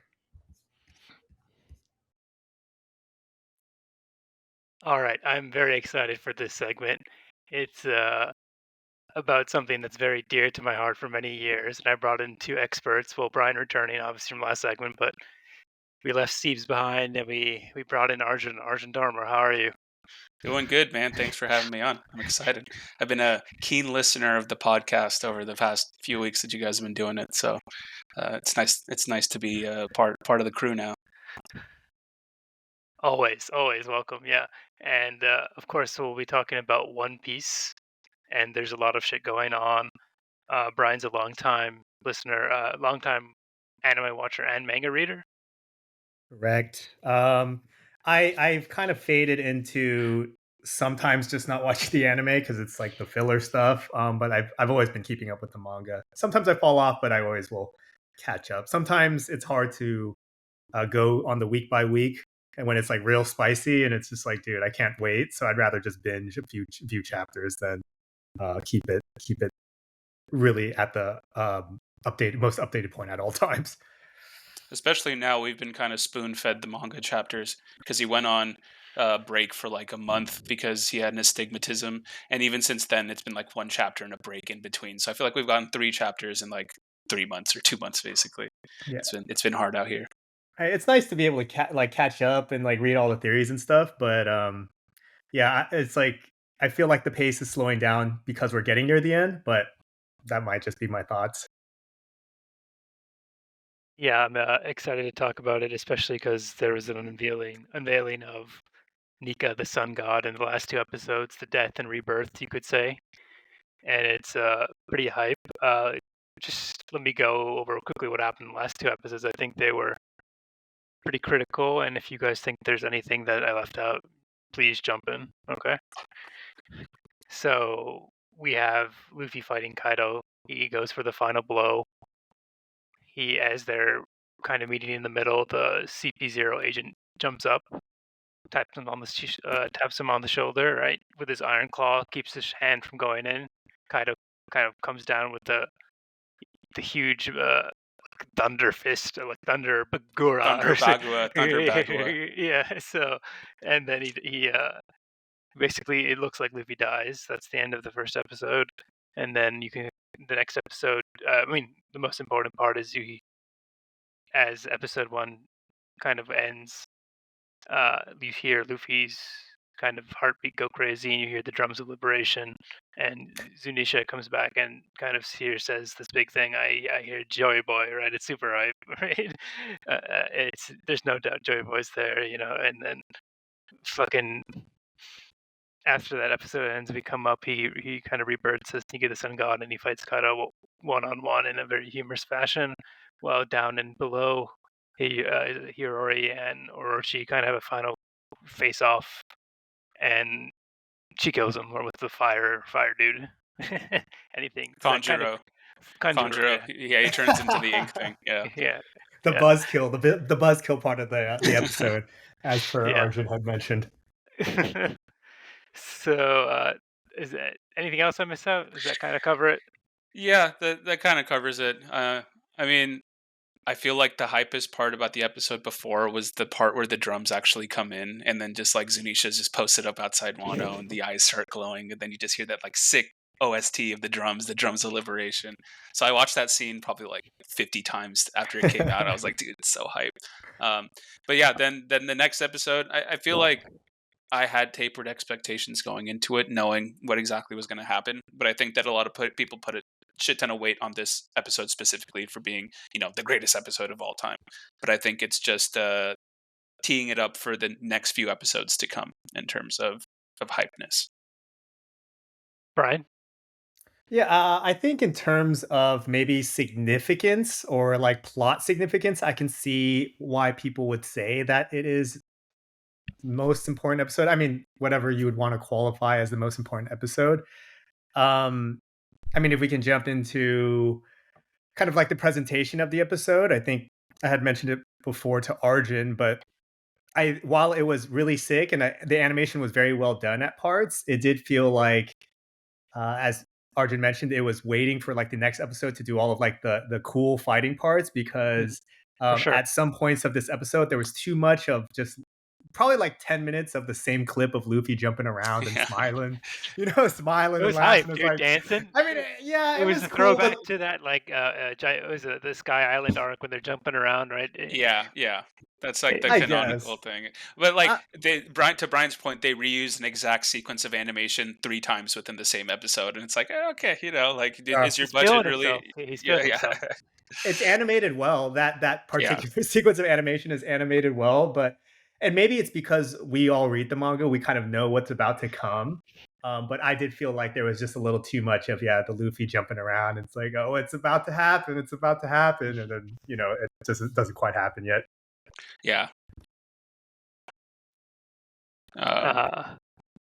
Anything else on those 2 episodes? They're like a little delay to it. Yeah, go ahead. I would say that there was so much hype online about this episode, and for people that didn't watch the manga, I think a lot of people within the anime community equated it to something like the Goku Ultra Instinct episode in Dragon Ball Super, in which it was like, oh, this is going to be so hyped just like that. But a lot of people were angry because they were like, oh, what the fuck is this? But in reality, this is very, like, we know that this is Luffy's power up, and people are like, oh, it's too goofy, it's too this, but like, that's at the core of One Piece. It's like a goofy pirate cartoon at the end of the day, right? Luffy in the early pre-time skip was just like a comedic guy. There was a lot of comedic elements of One Piece, but then as he gets closer to becoming the Pirate King, then the tone of the show became a lot more serious, especially in something like Wano. It got real quick. Shit got real. So I think something like the Gear 5 power-up brings One Piece back to something that is true to itself, and like Luffy back to his original type of character of just being goofy and like free form, right? He could turn into a fucking balloon, or he can turn into, what was the other thing? He like turns his hands into a net and shit like that. He doesn't do that much anymore because he's just using hockey and stuff all the time. But now he can truly be goofy, which is him saying like, oh, I've attained my peak, I can do anything I want. So now I feel like it's just it makes his power up something that is more akin to what One Piece should be. Yeah, and I did think that also the the blending of the kind of I forget the term for it, but like like the Western cartoon animation. Oh yeah, it's called rubber hose animation. Yeah, right. And with the anime was really cool to see. It's just Yeah, like for sure. honestly kind of like a genius blending of like old Western cartoon animation with like obviously anime, which is really popular nowadays and has been popular for a long time. I did think that some of the fight scenes were a little bit hard to tell what's going on, which they looked really cool, and I was like, oh, this is like so sick, but I also don't really know what's going on. Like for the part where he lifts the floor to like block the bolo breath or whatever, the bolo ball. Yeah. So hype. It was so hype. It was very hype, but I didn't know whether it was the same thing that happened in the manga, just because it was just so it was like almost like a sensory overload in a sense. His like eyes pop up, he grabs them, sticks it back in, then he fucking like moonwalks down to the ground, lifts it up. It was a crazy sequence, but then unless you like slow it down and know exactly what's going on, it's like, dude, what was that? The Conqueror's hockey down the roof from the roof. That was sick. That was sick. Come on. Like the crackling of thunder, it was like I know. And he just yoinks him. You see the giant hand comes down and just grabs him back up. But maybe that is come on. Oh, sorry. It's pretty hype. It was pretty hype. Yeah, I don't know. Oh, it was very hype. I don't know these haters that Arjun was referencing. Like I go on the One Piece subreddit, so that's about it. But like if you're talking about like where did you see these types of haters? Like a lot on TikTok. It was the like One Piece haters. Oh, wow. Interesting. Because a lot of people complain between like, oh, like Naruto's better, One Piece is better, and a lot of people actually that didn't really watch One Piece skipped to this episode. They like just went and watched it. So like you would have no basis to understand even what's going on. And if like in the grand scheme of anime action fights, this wasn't that episode, right? Like you could even argue, or I would make the argument that the Zoro versus King episode, from start to finish, was a more like well put together anime episode, because it's like it has the action, it has the scenes in between. And I imagine the next episode will be something a little bit more akin to that, where it feels like it's focused on the fight itself. Whereas this one, Luffy jumping around, the Hiyori buzzkill, and then it was just like you go back to it, and then it's very short. It's like right before they're actually going to start fighting. Yeah, and I do feel that sometimes when I read the manga, I can't tell what's going on during the action fights. For sure. Yeah. Maybe this is a good they were especially able to bring that to 5. life. Exactly, especially Gear 5, because a lot of things going on for sure in those panels. Yeah, especially with Luffy with Gear 5, he just like turns into some random thing, and like he looks like he's jacked in one frame, and then the other panel he's like like has his face blown in like by the thunder bago. It's like, what is going on, dude? Like sometimes I'm really I'm like minimizing the page on my screen when I'm reading it, and also like leaning back just so I can make sure that I'm like seeing the full picture, and I'm like, can I really tell what's going on? But I mean, the art still is very cool, but it is sometimes hard to tell what's going on. For sure. So how's One Piece talk, dude? Oh, sorry. How's One Piece TikTok, Arjun? It's pretty good, dude. There's 6 clips. My problem is now that if I don't read the chapter, like I'll always get spoiled because they post spoilers just on random. So you could scroll up in one thing and be like, oh, 1090 spoilers, and so now I just read the spoilers immediately, which kind of sucks, but it's sure, me too. Yeah, that's okay. Me and Ashwin's alley, dude. I'm always reading the spoilers early. Yeah. I was initially a purist, dude. Yeah, I look for it. Yeah, it's not Tuesday morning, the first cut. Wednesday morning, second cut. Thursday cut raws. Yeah, I'm on it. You look at the raws. I don't. At least I don't. I don't look at the raws, but I know that's the schedule. I do the first 2, and then I'll wait for the actual like episode, chapter. So. I used to be a purist to wait till the official release on Sunday. I was like, I'm not even going to read it on this. I know you were. I'm surprised you broke down. Honestly, I'm drifting to the other side, dude. The Tuesday spoilers are literally like 3 sentences that don't make any sense because they're like extremely loosely translated. So you're like, I don't even know if that makes sense. Red Dawn, dude. Yeah, but I'm still on them. I'm still on them, though. I said one last thing on Nika the Sun God. I saw something that like it was directly draining his life force, all because his heart was going super crazy and stuff. Like this kind of leads into our next segment, but I'll end this first segment here. But with this question, do you think it's affecting his he's draining his life force when he goes Gear 5, similar to like in Gear 2, he's kind of like draining his life force in the Ivankov or whatever his name is, giving him the pill to like go hard and impel down. You know, he's there's some like tangible thing for life force that he's draining from, and the way I think so. You think so? I think so because it's a recurring theme in like a lot of the stuff that he does. Like it's mentioned enough times that this is gonna fuck over your life force. Ivankov does it to him in Impel Down, and he recovers from that. He gets like resistance to poison, but then he uses it again at Marineford, so he knows that he's gonna lose another 10 life. So I wouldn't be surprised if like Luffy just dies by the end of the series, like, or like he doesn't. It would be sad, but then it's like he lived fast and die young, right? In like the short period of time that he flipped the world on its head. He like freed everyone basically. If he's the warrior of liberation, you'd expect by the end of the show or the series that the world is free from the tyranny of the world government or whatever. But I think after that, shortly after that, that he probably wouldn't be alive for that much longer. I never even considered that. Like that Luffy would die. So like that, but it makes sense. It totally makes sense. So I just had a moment of like, my heart dropped, dude. I know, dude, it would be sad. I was like, oh no, man. I don't know at the end of the series, but I wouldn't be surprised if he dies like before he's 40 or 35 or something, just like Roger. You know, Roger. I guess he could live a good life like Roger did, become king of the pirates, and like what does he do after that, dude? He's achieved everything. Yeah, exactly. He'll die if he doesn't die from his life force. He'll die from high cholesterol because all he eats is meat all the time, dude. It's a good life. Yeah. That protein, dude. That protein. Yeah. Interesting. He doesn't drink. I've never seen him drink.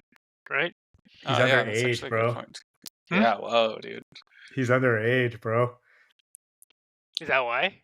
I mean, I don't know. I'm sure it's somewhat related, right? It goes right? hand in hand with the theme. Like, I've seen him like knock. Oh, that's true. That's actually a good ale. Point. Is it ale? Is it I don't know. I'm sure it is. Okay. It's the pirate life, dude. Yeah. Got to get a little wavy. I know that's why it's an essential part of the pirate life. Therefore, I'm surprised that I haven't seen more overt like mentions. He might just be the responsible Shanks is leader. Getting fucked up all the time. Yeah, but he's like a man. He's like a grown ass man. You know, like I think they still keep Luffy as like even post time skip. You know, he's like still a very young man. You know, I wouldn't say kid straight up, but still a very young guy. I think 18 or 20. Does he start the series as 18? I'm not exactly sure. I think he starts the series at like 17 or something like that. So post time skip, he's like 19, I believe. Yeah, 19. Zoro was like 21. Something like that. Yeah. No, okay. And then Robin's 30. Yeah, Robin's the old person, other than Brooke. Obviously, Brooke is the oldest. Isn't Frankie old? Frankie's older too because he was around the shipwright Tom, who built the ship for the Oro Jackson for Goldie Roger. So he met Gold Roger actually in his youth when he came to Water 7 to build the Oro Jackson. Hot trivia tip. Yeah, very nice, very nice. And Jinbei's old too, I suppose. Yeah, he's getting up there for fish. I don't know how fish people equate their life. It could be like 30 days. It could be 300 years. I don't know. I know. I don't know what those damn fishmen, dude. Yeah. So let's move on to our second segment. Do we need a break? Can we go on? Keep going. I'm good.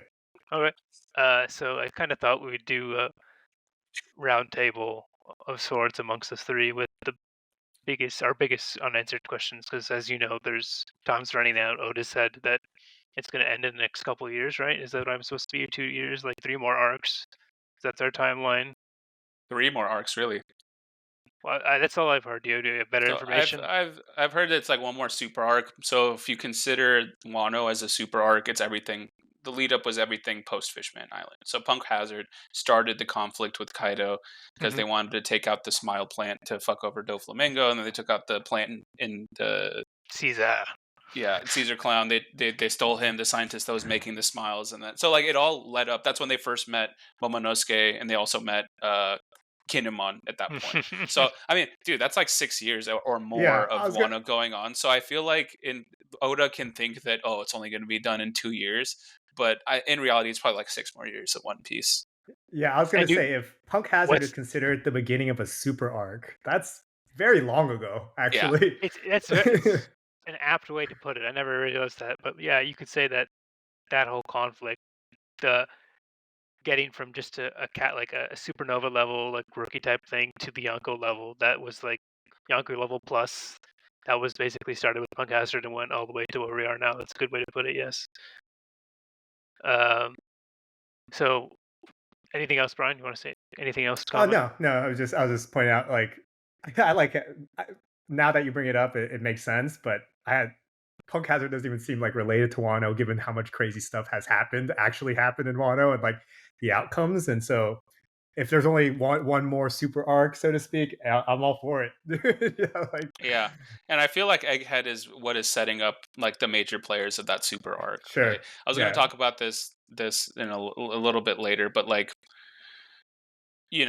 this getting rid of Kid and Law in like 2 chapters each, it's basically taking them out of the race of the One Piece, and we've been focusing on characters like the Revolutionary Army, Luffy, Blackbeard, what he's doing, and then now Shanks is like, oh yeah, we're gonna go get the One Piece, and then you also have like Emu like actively in the most recent thing as well too. Gorosei on the move. Yeah, Gorosei's on. Yeah, Gorosei's gonna be fucking fighting. Like, what is that? Crazy, Like, yeah. dude, like, crazy. Like Sabo's on the move. He, the whole thing with Nefertari or Cobra. So I feel like this, like Punk Hazard is not. Dude, what am I saying? Egghead. There's so many punks. Yeah. Egghead is like a middle arc in which we're going to get like crazy lore drops, which we've already gotten about the Ancient Kingdom, and then like setting it up like, okay, fruits, like everything is going to be set up. Maybe we'll even get some like power ups, dude. He has like crazy technology. I'd be sick if Usopp gets like a actual sniper or something like that to use. Interesting. But yeah, I just feel like this is an intermediate arc where because like the amount of time we've spent in Egghead is relatively low compared to the amount of time we focused on a bunch of other. No, we're not staying. We're not staying. So we're gonna go straight to Elbaf next. Yeah, that's what I think. So you think Elbaf is what? It's another setup, not really like major player, but like setup or like cover our base arc, and then we go to the major foundational arc. I think Elbaf will be that foundational arc. I think Egghead is the intermediate arc. Why Giants? So Elbaf is a big part of the story in the sense that, like Giants, we know has a big relation to Joy Boy and like the continent movers or something like that. So if you remember the one scene where Emu goes into the like frozen cellar and you have the giant straw hat, and then she's looking at the different wanted posters, ones of like Luffy, ones of Shirahoshi, and ones of Blackbeard, and she like stabs the Shirahoshi one. Well, we know Shirahoshi is Pluton or Uranus or one of the ancient weapons. Okay. Because she has the ability to Poseidon. That's right. Yeah. So because she has the ability to speak with the Sea Kings. So Elbaf, we've been foreshadowing it for the longest time. Dory, Brocky, like Usopp even saying that like, oh, I'm going to become a warrior of Elbaf. Then secondly, we have Big Mom's lore where she grew up in Elbaf and was actually the one that destroyed most of Elbaf with her rage. And then we know that there's like a Prince Loki there. We know it's Shanks' territory, so maybe that's where we meet up with Shanks. But there's just so many things that you can expand in the story of Elbaf that I think that because the whole story has been foreshadowing going to Elbaf, that it would be a pretty important place to go to. Okay. Let's get into the segment because you touched on like so many things, and part of my thing was many of my questions were actually related to yours, and I'm sure you, Brian, has the same thing. So let's actually go into the segment. So my thought is that we would each post or post out a question of like what we think is the most pressing or like unanswered question out there that Oda's left, and we have a lot as the major theme is that we're losing time. There's not that many arcs, and there's a lot of like loose threads that we have to tie. What are these questions? And I want to get them out, and we'll kind of do a round table sort of sorts. So I'll give it to Brian because Brian, I'm sure, has some interesting thoughts on One Piece. So yeah, and unanswered question. Yeah, and Arjun did touch on it. And it's actually just been a question of mine for a long time. It's just like, yeah, what is that big frozen hat in Mary Schwa? Because it's like I understand the hat being a symbol of like the will of D, and like and that also is kind of half another one of my questions. But like, why a giant hat? And like, because the hat as Luffy has it is something that Shanks gave him as a as like a token of like he's the next to essentially inherit the will of D, or like the role of becoming the Pirate King or whatever. And so why is there a giant one, and what exactly might that be in the Holy Capital? Any thoughts? I feel like, yeah, and not only did, just to continue off that, not only did Shanks give it to Luffy, but Goldie Roger gave it to Right. Shanks. So Right, who did right, Gold right. Roger get it from? If like, and why did, like, what's the significance of the actual Straw Hat? Is it just that it's the inherited will from Gold Roger to Shanks to Luffy? But then when you have like the crazy giant Straw Hat in Mary Jo, it doesn't make any sense. I think that it probably has to do with Joy Boy, and potentially that Joy Boy was a giant of the giant race, or something like that. Because like, so there's levels of giants in the story. You have like regular giants from Elbaf, like Dory and Broggy, and then you have like ogres, which Kaido is considered a race of an ogre, and then you have like something like Oars or Oars Junior, which are like the giants, The right? So homie. like, what are those? Those apparently were like a race called like the Continent Movers. Yeah, Oars. They're like the Continent Movers. So I think it has some role into like the shaping of the world. I think the geography of the One Piece planet has to do with like some weird cataclysm that probably happened that caused the downfall of the ancient kingdom, because that's one of my big questions, what we can get into. And I mean that has been more essentially lore dropped, in Egghead, of how, like, there used to be technologies greater than they are now. So, we still have that big question mark of what exactly happened in the Void Century and the Ancient Kingdom and all of that. But, we're starting to see those connections between, like, some of these like continent movers, or, what may have happened, is a big kind of stark change from, where we're at, not knowing what that history is in the Void Century. So. What do you think, Ash? About the hat? I think that it does have to do with some sort of continent realignment and opening up the seas for like a four-way, like all blue type situation. I think the guy who did it in the past, who could have done it, wore the hat. I don't think Joy Boy was a giant. Maybe I'm wrong, but I think he led a giant friend because he was a friend of the great people or something. I don't know. It could be true. That it was you when you said he could have been a giant. That kind of shook me. It never really crossed me that he.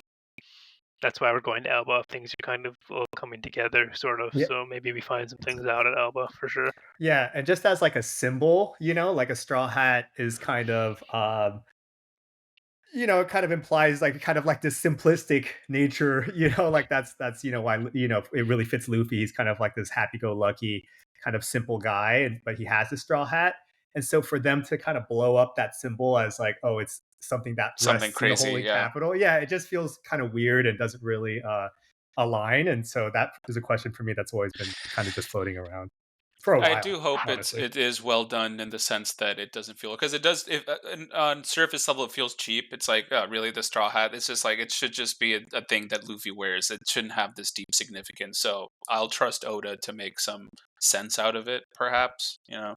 He never disappoints, dude. Exactly. Well, yeah. If that's true, then what did Shanks do? He just never wore it, or like he always kept it on his back. Have you ever seen he wore it? He wore it. I'm pretty sure he wore it. I've seen him. Yeah, I've seen him in the flashbacks when they were fighting against like Whitebeard and stuff. When for Kozuki Oden's flashbacks, he was wearing that straw hat. And then when Rayleigh talks about when Roger first met him, he was wearing that straw hat. Interesting. Okay. But that can't be the same straw hat unless there's some like weird time travel shit where like, I don't know. Time travel exists in One Piece universe, right? There might be, dude. There might be, dude. It's happened. You gotta extract the essence of Bonnie. That's how you get it. Yeah, exactly. So is that kind of answer your question, Brian? We can move on. Well, let's go to not answered, but we can go to the next one. We discussed for it. Sure. Yeah. Arjun, what's your question? I think my biggest question, and I think one of the things that might be cleared up soon, given the lore drops, is like what actually caused the downfall of the ancient kingdom. Because if they had such high technology and they were, more technologically sound than the current timeline of One Piece is, what really led to them collapsing and the world government being able to take over? And like, what role did Joy Boy have to play in any of that? It just doesn't, like, there had to have been some weird cataclysm that shattered the earth and like, created all the islands and all that stuff, and like the Red Line and shit, perhaps. Otherwise, it just doesn't make sense that they just fell from grace unless they were betrayed or something. I don't know. Yeah, that's that for me also, what you mentioned with like the red line and stuff, it's kind of, I'm like slipping in a half question in one of my half questions in there is just like the significance of all blue, and like Mm-hmm. what relation it has to kind of the nation or the world as a whole, because it's something that's like slipped in as something important, and I'm sure it has some significance to the ancient kingdom, but hasn't really been expanded upon much else besides, it's like Sanji's dream to see whatever it is, and so I'm sure that'll be related to what you said as well. Yeah, I read this crazy theory online where this like Do tell, Japanese lady please. Yeah, posted these YouTube videos talking about how uh, in like the early, like when the ancient kingdom was still around, there was a pole shift that went on in the One Piece universe that caused basically the axis or the poles of the earth to shift completely, and then like something to do with that's what that all that destabilization caused the fall of the ancient kingdom. The world government was established after that. But then some proof that they gave in that context is like early on in the story in Jaya. And if you remember, Jaya was the island that they went to, which before they went to Sky Island, and it was shaped as like a skull. But then looked on a map, the skull is actually sideways. And the one significant part of that is that they have these things called south birds. If you remember the birds that they use to find true south, which they just always fly south or something like that. If you remember those like kind of fruity looking kind of birds, they look like pelicans or not pelicans, I do toucans a remember. little bit. But yeah, I they do. like had one on the boat to tell them which way to sail. But then the way that the south birds live on that island is they don't actually live on the south part. So if you reorient the skull to be like where the south part of the island would be, you would have to flip it by like 90 degrees. So in order for that to make sense, that the south birds are oriented to that direction, means that at one point it was probably oriented the other way. And then they showed some proof of like some old. so. That's pretty crazy. I know, it's pretty crazy. but it's pretty It on makes course sense. for like par for the course for Arjun. To get in that deep stuff. That's why we brought him on. Then Some good excellent stuff. anthropology roots, dude. I mean, Yeah. it has to, there has to be some like weird global cataclysm that created the weird types of like current systems and like shattering of islands and stuff like that. Like, why is the calm belt even a thing? I mean, you can all chalk it up to that this is a fictional planet and it just has weather and stuff the way it does. I don't. But then the fact that the red line is one big continent that goes all the way around, and you have these segmented oceans, and everyone has to like find each other just through sailing. Something's a fuss. Something's Yeah. a fuss. But that leads to my question because I think when you said what caused the ancient kingdom to go down, don't you think it was the union of this like Poseidon, Pluton, and Uranus? That's what like there's. I also have a crazy theory. I don't know. I'll get into it later, but basically they came from outer space, right? And they caused like the ancient kingdom to go over. That's where you get the descendants of the celestial dragons because they wear these spacesuits and stuff. They actually came from space, and they're the ones that kind of tipped the balance, and that's why. And the lines of 20 succumbed to them. That's what kind of happened. They were the remainder. But my question to you is, in the modern day with Luffy and his crew, who do you think Pluton and Uranus is? That's my official question. So I think Pluton's the ship, right? Or is that Uranus? No, Uranus is the ship. Uranus is the ship. So I think it's just Frankie had the blueprints for the ship, which he burned up. But then if you remember that, so he inherited those blueprints from Shipwright Tom, where it was passed down generation and generation how to build it, and then he destroyed it because he didn't want Spondum to get it. But then he basically remembered exactly how to make it. And if you remember at the end of Wano, like there's a poneglyph that instructs where you can actually find the built ship of Uranus. And then Frankie's like, oh, I could just build it myself if you want, Luffy. And Luffy's like, nah. But I imagine that there has some part to play in that. Pluton, I'm not entirely sure. I think it has something to do with the weapon that Emu is using to just nuke islands and destroy it completely. I see. I feel like that type of power we've only seen once, and that's from Enel, like just being able to just, thunder a whole sky island and destroy it completely. So who knows? Maybe he's coming back into the story as well too, because he's He went into he sailed that crazy ship that he powered with electricity into the moon. There was like cover stories where he's like on the Yeah. moon. I saw that. Like, Yeah, yeah. that's kind of crazy, right? So if he's still alive, then it's not like he's just going to be chilling on the moon. Maybe he's working with Emu to power, because they're talking about in the most recent episode, like the all flame, like Vegapunk's, like the only energy source that can power this one weapon is this power source that Vegapunk has. So maybe NL can power that power source because he's just free electricity. I wouldn't put it past Oda to bring him back. Yeah, and just to build off of that, of like Emu essentially just having Pluton, or I also read a theory that Emu is Pluton, similar to how Shirahoshi is like a human weapon being Poseidon. That like, yeah, the way that Emu was able to just nuke that one island, that like his or her power. I don't know if we've discovered yet whether it's a girl or boy, but that is the power. That's why they have the highest role in the as the world leader, or the ultimate power of the world, is because they have this ability to of one of the ancient weapons to instantly destroy things. So did you guys notice the similarity between the giant hole that the weapon left in Lulusia when they're looking, and also Enies Lobby? Enies Lobby was just like constructed in a giant hole in the sea. So maybe that's the previous place where Emu has used this weapon before, just to completely wipe an island off the face of the earth. Very interesting, and I think it kind of makes sense for like a sense of balance. Like you have your, the Marines who have their one form of Pluton, Uranus, or Poseidon. They apparently have Pluton, and then Uranus would be for the pirates, right? The greatest ship on the sea.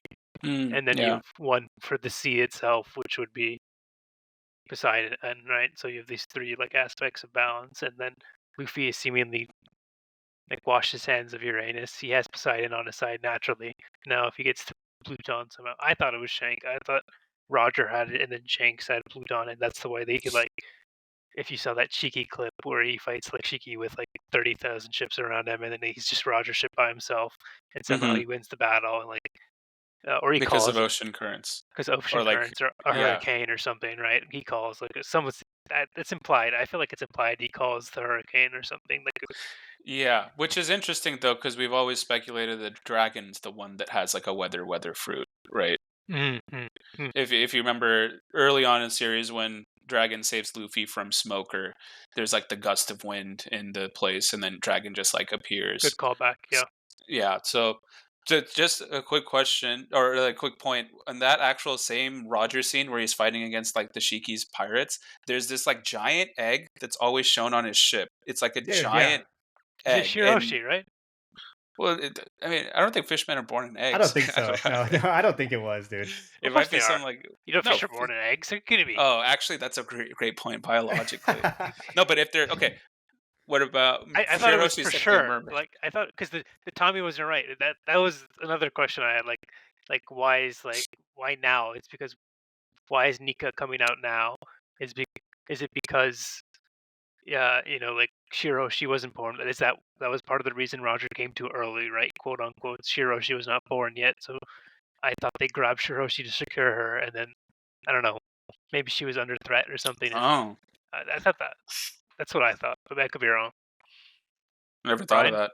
You're looking confused. Oh no, I've never thought of that either. I don't know if that was implied even. but it's not implied. What implied was the weather thing. I thought that was implied that Roger had something to do with the weather turning, but not so much the egg. Nothing with the egg. But go ahead. Oh no, I mean, like what I've kind of read and theorized is that it's just some sort of like mythical dragon or something that has yet to be introduced, as part of kind of Roger's arsenal. But that one is a big question mark for me. Or maybe it's an old south bird or north bird or whatever you want that actually is pointing to the old geomagnetic direction to lead them to the One Piece, dude. Oh my god, it makes so much sense now. If that holds truth, again, it makes enough sense. If that holds truth, I'll be very impressed. I'll send you guys the video after this, but just watch it, right? Is it on One Piece Talk? No, it's some other person's. I think it's like Ohara? No, I don't like Ohara on YouTube. I forget, but I'll let you know. How come? I know him. How come? I mean, the content he makes is kind of cringe sometimes, and like I think he goes for like clickbaity types of titles, which a lot of people do, right? Even Grand Line Review. I like Grand Line Review a little bit. I used to follow BDA Law, but he also got kind of annoying for me. So I need to be able to find these obscure Japanese channels where they're posting real theory crafting videos instead of these like mainstream ones, you know? I feel like you have to become pretty clickbaity when your career is literally theorizing One Piece. Like that's literally their career, you know. And like pretty, if you think about it, actually pretty amazing that you just have people whose job and like, you know, is by making content on One Piece. Like that's how vast and interesting, you know, the story is that you have guys who have millions of subscribers and like us right now, who have millions of subscribers, and just like every week or however they post, they just have another thing that they can potentially talk about. So, you know, what happens I actually thought about this recently. Like, what happens to these guys when One Piece after it's done? Yeah, it like inevitably ends. Like, what happens, right? But you move on to the next. It reminds me of the YouTube channel Alt Shift X, which did like Game of Thrones content. That's what he got the most views off of. But then once Thrones is done, like he had to switch to other obscure fiction. Westworld. Stuff. Yeah, Westworld, and like he did Dune videos as well too. But like that's not going to get the same, you know, coverage as Game of Thrones because it's as big as it was. Yeah, for sure. So about 15-20 minutes left. Maybe 15 minutes. So I have 2 questions at the end that are rapid fire. So I'll hand it off to Brian again, and then do Arjun. We'll do one more round, and then I'll finish with the 2 rapid fire questions. Okay? Yeah. So I guess like this has already been answered with the. So the question was for one of my what I thought was unanswered, but it was actually answered somewhat recently. Is like, what are the devil fruits at all? But then, you know, there was that Vegapunk theory. I don't know if it's confirmed or not theory, or where he said it's kind of like the lost thoughts or like hopes and dreams of people in the world, and over time. And, you know, there was some talk of like dimensional, you know, like interdimensional things. And so while it was kind of answered, I didn't feel completely satisfied with the answer quite yet. And I guess I want to like toss that to you guys if you kind of understand it a little bit better than I did. I felt like that was a small, like, Oda breaking the fourth wall kind of thing, that, like, yeah, these devil fruits just come from somewhere else. Like, people dream them up and they get put into the universe somehow. So it's like the creator is Oda. So him, like, any devil fruit that he can think of and create, he'll, like, you know, send it into the world. Oh, interesting. I'm in between you two. Like, I thought that like these fruits are the merits of like people's dream in that world. Anyone who can dream like, oh, I wish I could control ice, or I wish I could throw fireballs, or I wish, like the one I wrote down was, I wish I, like, you know, you have fucked up crazy dreams, and like one that like, I could wish I melted and I started swimming in the pavement. That'd be Senior Pink, right? And like you have all these weird dreams that people have, and these things somehow grab the essences are like taken from this ether space, and they manifest in fruits some way somehow. So that's what I thought, like in that world, it's product of dreams. So that's what the fruits are representations of. That's what I thought they were talking about. But yeah, that makes sense. Do you think there will be any further explanation, or do you think that's kind of the explanation we're going to rest with for the rest of the series? In terms of like, is there like a central tree or something like that? You know, good question. Yeah, I don't know if there's enough time. Right. I would love it, but I don't know if there's enough time, honestly. For sure. Yeah. Okay. Arjun. Yeah. So that was mine. I'll pass it. No, I think it makes sense. I think it's TBD still. Like they'll probably have a little bit more lower drops, and we'll figure out more how Vegapunk tinkers with fruits to actually extract their essence, right? Like how does he get Kizaru's DNA and be able to put it into the Seraphim, or like the Seraphim in general, right? It's kind of weird. You're synthesizing Lunarian DNA plus all the DNA of the Shichibukai. So I think there's still much left on the table, and you know, I'm not expecting this like deep thing. Like I'm fine leaving it as like something that's just magic that exists in the universe, and there's like some baseline exploration. I think it would feel cheap if they give some super deep, in-depth analysis as to why fruits worked the way they did. It's almost like chakra in Naruto, where people have chakra. That's the baseline of it. You're not going in to explain why people have chakra to begin with, right? I mean, didn't they explain it in Naruto? It's where the from chakra came aliens. from. Yeah, exactly.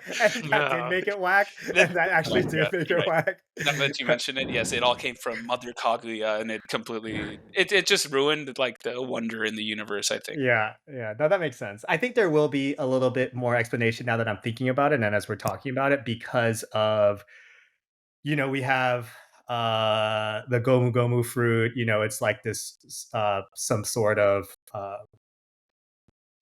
extension of like the sun god and joy boy. So I still think there's a tie in there that hasn't been fully explained of like how we go from joy boy and like what he is, what Nika the sun god is, and then how like that gets into Luffy. And there's like some talk of the Gorosei talking about like the fruit has eluded them, so like I don't think, and I do think they'll keep it kind of mystical still, but I think there'll probably still be a little bit more tie in there, maybe as we learn more about Gear 5 and as Luffy uses it more, there will be a little bit more of an explanation.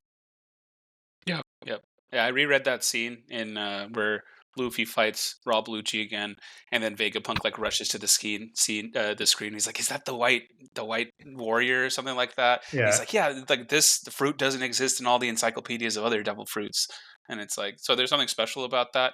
But then again, like, why is it special? Right. I feel like it would be also cheap if like, oh, that's the most OP fruit that exists in the universe, and Luffy happened to get it.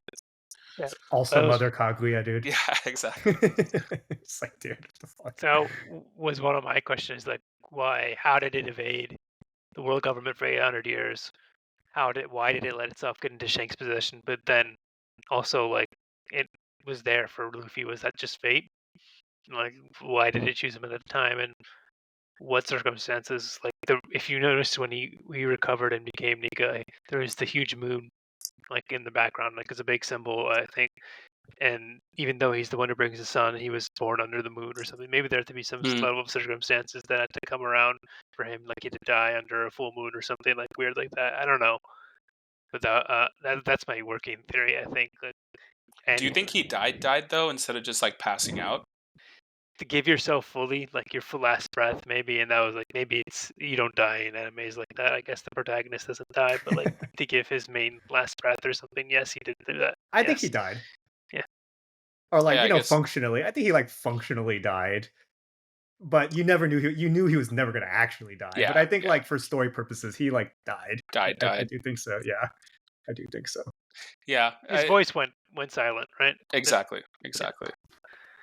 Yeah, I'm still confused as to why the Gorosei didn't pursue him earlier if they knew the value of the fruit.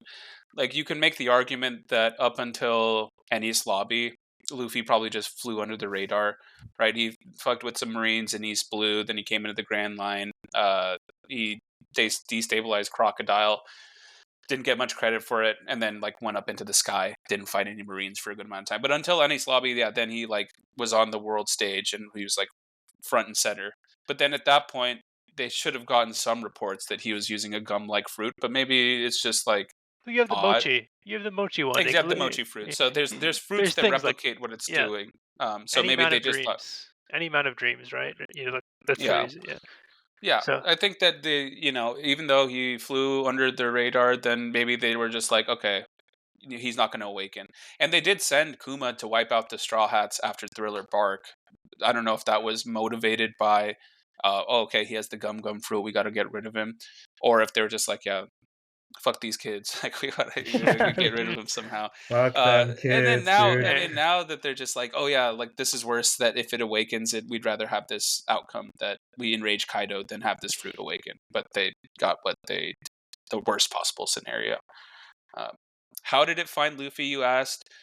They did have this piece where like they said zone fruits have a will of their own somehow. So maybe the fact that the zone fruit just evaded the world government and was waiting to find someone that embodied the will or the same, I guess, emotions as Joy Boy. Yeah. Do you think there was like in the 800 years prior, it never like went through a person and died? it was just a fruit the entire time? Do you think there were other people who were unworthy, or the situation wasn't right, or what's your thoughts on that? That's hard to say because 800 years is a long time, so it'd be weird if it was just missing for 800 years and the world government came into a And possession nobody of ate it, and right? nobody ate it, right? Yes. Maybe people have eaten it, but they've never awakened it. So that's why the Gorosei were like, okay, whatever, someone's eaten it again. They didn't think it would get to this point. I saw some crazy theory that like Noland, you remember that guy, the long nosed guy that went up to the Sky Island with what's his face Oh yes. back in the day. They like Nolan. That's the reason they call Usopp Uso Land is because those little Tontata guys also interacted with Nolan. But Nolan was a guy that sailed like 300 years ago and stuff like that. But people theorize, oh, maybe he had the gum gum fruit because he was like he was more or less a crazy sailor back then too. Huh. So I think it's definitely had users. Just no one has mastered the will of the fruit the same way that Luffy has in Awaken. That level of hockey, and I think that the fruit. Joy Boy itself is very similar to Luffy's base type of personality, right? If you think of Joy Boy in the context of a warrior liberation, Luffy unconditionally tries to save his friends and make people more free, and his goal is that everyone is free, right, at the end of the day. So maybe the fruit gravitated towards Luffy because he embodies that so clearly. It's tough not to get into conspiracy theories because there's so much unknown, and I think we should have Arjun back for like a full conspiracy theory pod because that's really gets me going in One Piece. Like actually trying to figure out what like you're right about and what you can predict from the laid facts out. I didn't know if you meant One Piece conspiracy theories or just like conspiracy theories. Dude. I didn't know which one you were talking about. A little bit of both, maybe. But mostly UFOs. Yeah. So I have two small quick fire questions, and then if you guys, do you have any more pressing ones before we're coming up 50 minutes? No real pressing ones. Okay. So what is Will of D? What does the D stand for in Will of D? D's. I have three guesses. D's nuts. D's nuts. I have three. What are your three guesses? So, Will of Dreamers. I was going to say that. Will of Dreams or something like that. Will of Destiny. Or Will of the Moon. Like half-shaped as a moon. Oh, whoa. Oh, that'd be spicy, dude. Did you come up with that, Ashwood? No, that was pretty spicy. Yeah. I couldn't come up with myself, man. No way. I was like, oh, man. I should have taken credit because it's pretty obscure, but yeah. Those are my three guesses. Obviously, Will of Dreamers, the fruit analogy, like Will of D, like they carry inherited will. Like Luffy's carrying, obviously Ace's inherited will. And then the moon thing is a crazy conspiracy theory that we have to talk in a different pod. That's like my favorite like prevailing theory in One Piece that's going to happen at the end and like it relates to together. But what do you guys think? What is Will of D to you, Brian? I've never even considered it. Actually, what is Will of D was one of my questions that I just didn't ask. If I had to guess, I probably can't bring up three. Probably Destiny would be mine. I think there's a thread of thought for me that everybody who has, the Will of D is, somewhat like descendants to carry like the destiny of like Joy Boy or like Joy Boy's crew or whatever, whoever Joy Boy was. That's something I've like seen and also kind of agree with. And so it's this thought of destiny of why also Luffy, was able to awaken the fruit because he was like destined to do so. He's the chosen one because, there was a prophecy of, where Joy Boy would appear. And that's why Kaido was at Wano because the prophecy was that he would appear at Wano, if I'm recalling correctly. And so for Luffy to be that one person, I if I had to choose, it would be Destiny. That brings up a really morbid like prospect that like they knew Ace was going to die earlier. Like even when Luffy got the fruit, they knew that Roger's son wasn't going to make it, and so they chose him instead. Like the world circumstances chose him. Like, that's so crazy. No idea. But technically, Luffy inherits Ace's will as well too, right? Like, I feel like inherited will is a big thing. After the fact. That's true. Sometimes when I watch that clip on YouTube, I like still get teary-eyed. Dude, it's so Yeah, sad. yeah, it's so sad. Pretty Like, rough. It's it's so like, sad. pretty Apparently, rough, that's man. why Shanks was in East Blue originally, was to give Ace the fruit, the Gomu Gomu fruit, because he thought that he was going to be Joy Boy, Roger's Okay, son. there you go. But Yeah. then Luffy just happened to eat it, and he just ran with it because fruits got a will of their own. Yeah. There you go. But my answer to it is that, yeah, Will of Dreams, I think, is the main thing. Because, like, inherited will and dreaming, and now with the double fruits, like, it makes sense in terms of thematically for the story. But it honestly can be something super random that we don't even consider, knowing Oda, that it's like it's not going to be as on the nose as we probably think.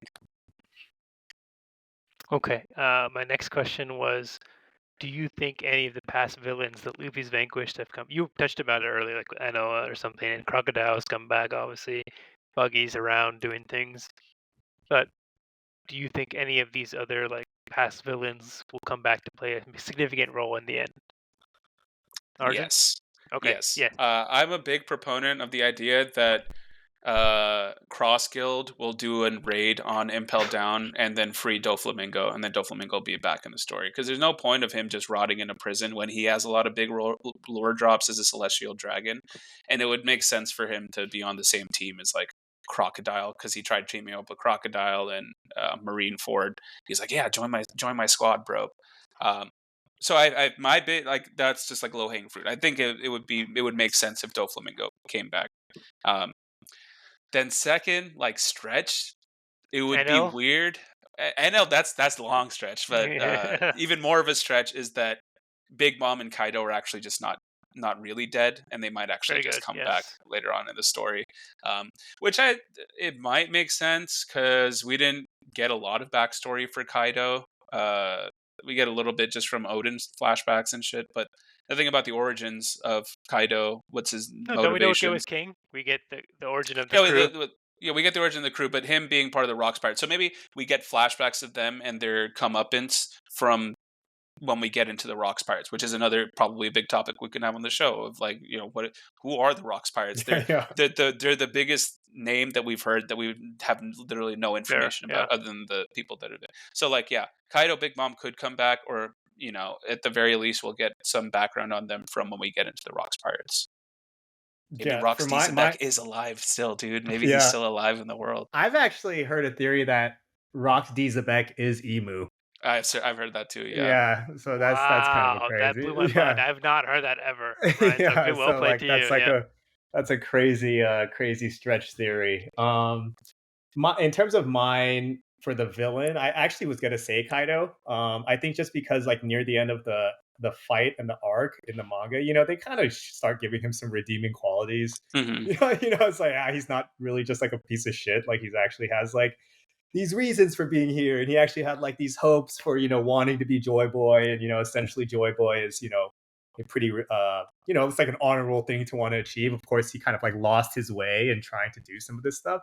So I think that he potentially will come back in a pretty, I don't think like super major role, but like actually helping somehow the Straw Hat Pirates. That'd be kind of broken though, bro. If you have Kaido on your team, the dude is well, insane. Once it gets really crazy with the world government, you don't even know what happens. Like the final arc, you don't even know what's gonna happen, right? Like, I think he'll stand against pirates over like stand with pirates against anybody else, and over like squabbling within them. Like if he gets a chance to die versus the government, he'll take it. If he doesn't die, like once the Gorosei start getting involved, you don't even know what's gonna happen, dude. Do you think Gorosei is stronger than Kaido in 1v1? No. Maybe not 1v1, but like he can call in Emu. He can call in a Big Brother. Yeah, they have to down. be. They have to be really sick for some reason. You know what I mean? There has to be some kind of thing that they have that's just like ridiculously sick. I think they're space pirates, but we'll get into that later. But Arjun basically got every single one of the people I thought would come back or has some significance to play, minus a couple. So we didn't mention any Marines. Fujitora, Akainu, Kuzan. Do you think they'll come back? Kuzan's kind of like he's black. Oh, where did they go? Yeah. They haven't left, right? They're there, dude. No, Kuzan's the homie, dude. So, but do you we all concede that there's not that much time left. All these threads are like still there. I'm just pointing out. I feel like you have to have the conflict with resolution with Ace's death with Akainu, then you have Kuzan in the thread. There had to be some reason why he came back. Like, he could have just written him off when he lost. He came back and he became a major player. There has to be some reason. Smoker. Smoker has to come back. Smoker, so, so like, no, Fujitora, like, he obviously has some respect. Who's that foil to Luffy? Like, is it Kobe? Is Kobe? It's now Kobe the one to do it. So I think end of series, Kobe, like the same way Garp was chill with Roger. They're like, yeah, we'll fight each other, but like we know that we're not, like, I know you're not that bad and you're not going to go kill people, so like you're still a pirate, I'll still chase after you, but we know that we're like equals basically. So I think Kobe will be that equivalent as Roger was. Kobe will raise Luffy's son. Yeah, potentially after Luffy dies from his life. Okay, question: do you think Katakuri is coming back? That's another good. That's the thing. If you bring Kaido and Big Mom back, then why can't you bring Katakuri back? And why can't you bring back all these vanquished people who didn't really, like, officially, you didn't see them die technically? I feel like his arc completed though. Katakuri. Yeah. But I feel like he had so much respect for Luffy that he'd be down to be like, yeah, what's up, dude? Like, I'm down to team up. I guess everybody who fights has respect for them after he beats them. Like, true. Yeah. I kind of got the sense with the Katakuri, kind of him showing respect to Luffy was like some of the, not the very first times, but like once we start getting to the really top stage, like Luffy's still hanging with the best. Katakuri was like one of the first $1 billion bounties we saw, right? So I think that his kind of plot device was like, okay, even like the $1 billion guys can look at Luffy and look at him as an equal or potentially greater than that. Yeah, that's a good point. To me, his arc is kind of over. Yeah. One last person I didn't mention was Germa. I think Germa will come back. I think they'll come back as allies of the Straw Hats. Like, Straw Hats have their huge ass fleet, so whatever big war takes place at the end of the series with the whole Straw Hat fleet, I think anyone's game, right? Germa can come back. Fucking like someone from East Blue can post up. But dude, is Arlong gonna come back? Who knows? Fuck him. Fuck Fish Boy. I don't know about Arlong, dude. Yeah, like the way I imagine it is, there's gonna be some kind of major plot point that it's like you have to choose sides between Imu and the Gorosei, or Luffy and the rest of the pirates, whatever this plot point surrounds. And then once it gets to that point, it's kind of fair game. Like like everybo's showing up. It's like the world. It's basically like the world government versus the world. Versus the rest of the pirates, but like times 10. They can just do the same thing, right? Do you think so that's kind of what I'm imagining? Law and Kate are coming back too? Yeah, I think so, dude. For sure, man. I don't think so, actually. Really? I think Law will get a panel of Law like post resolution, like of him being okay and like grudgingly respecting Luffy getting to the top or something. I don't think same thing with Kid. Like, I don't think they'll for sure come back. You don't think there's deep significance of the Opi no Mi in which like the life force transfer kind of aspect of it? The significance was that it didn't get into the wrong hands and it couldn't be used to like make these celestial pigs immortal or like whoever. But then Imu is immortal. That's the thing, right? Imu is a remnant of that void century. Do we know the Gorosei are immortal? They might be, dude. Or maybe they're running out. People, bro. They're getting old. They're looking pretty shrivelly, so they need that juice. Yeah, that's right. My reason for Law, and maybe less Kid, but more so Law coming back is much less sophisticated. Is he's just too much of a fan favorite. Like you can't just rid him in the story. Like he has to come back for like the final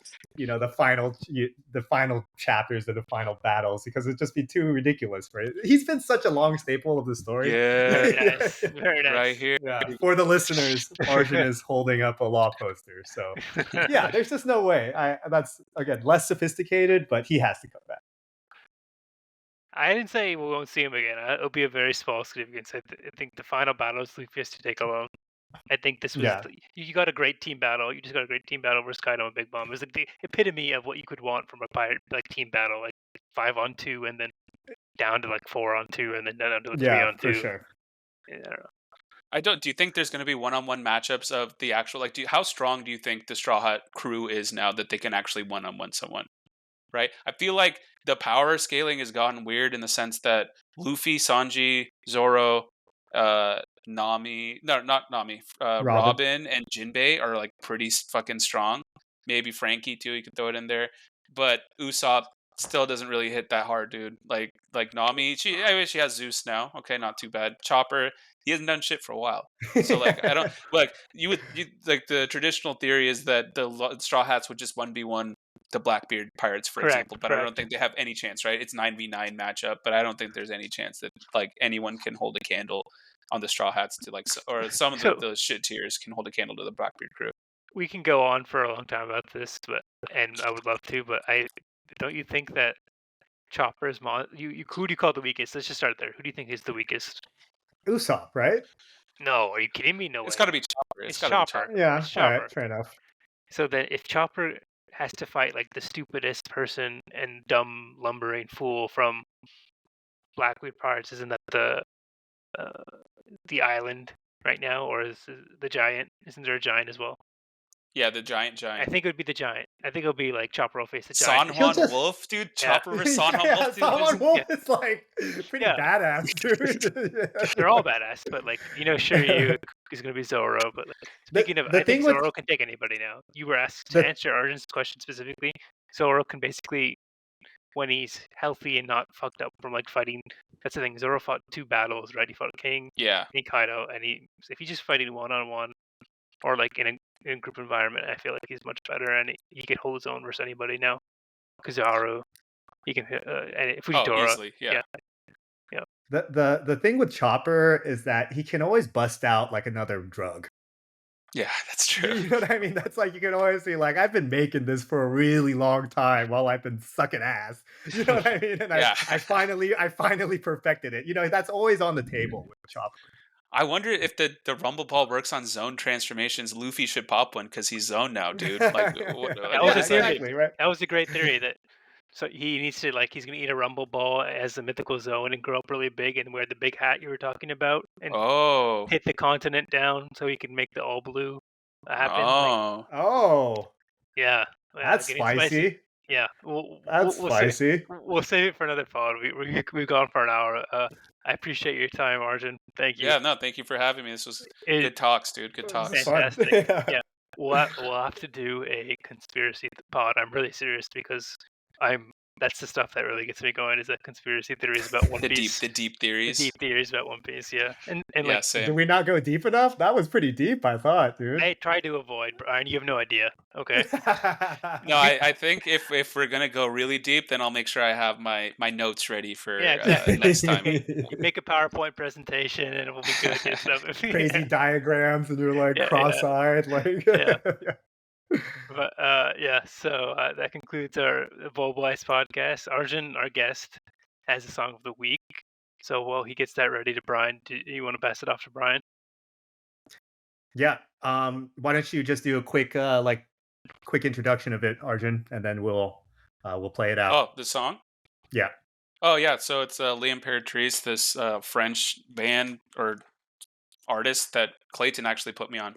And I'm going to Outside Lands this weekend for day 2, and they're playing there. Nice. So I've been listening to some of their stuff and trying to get more familiar with them. So yeah, they're like pretty groovy.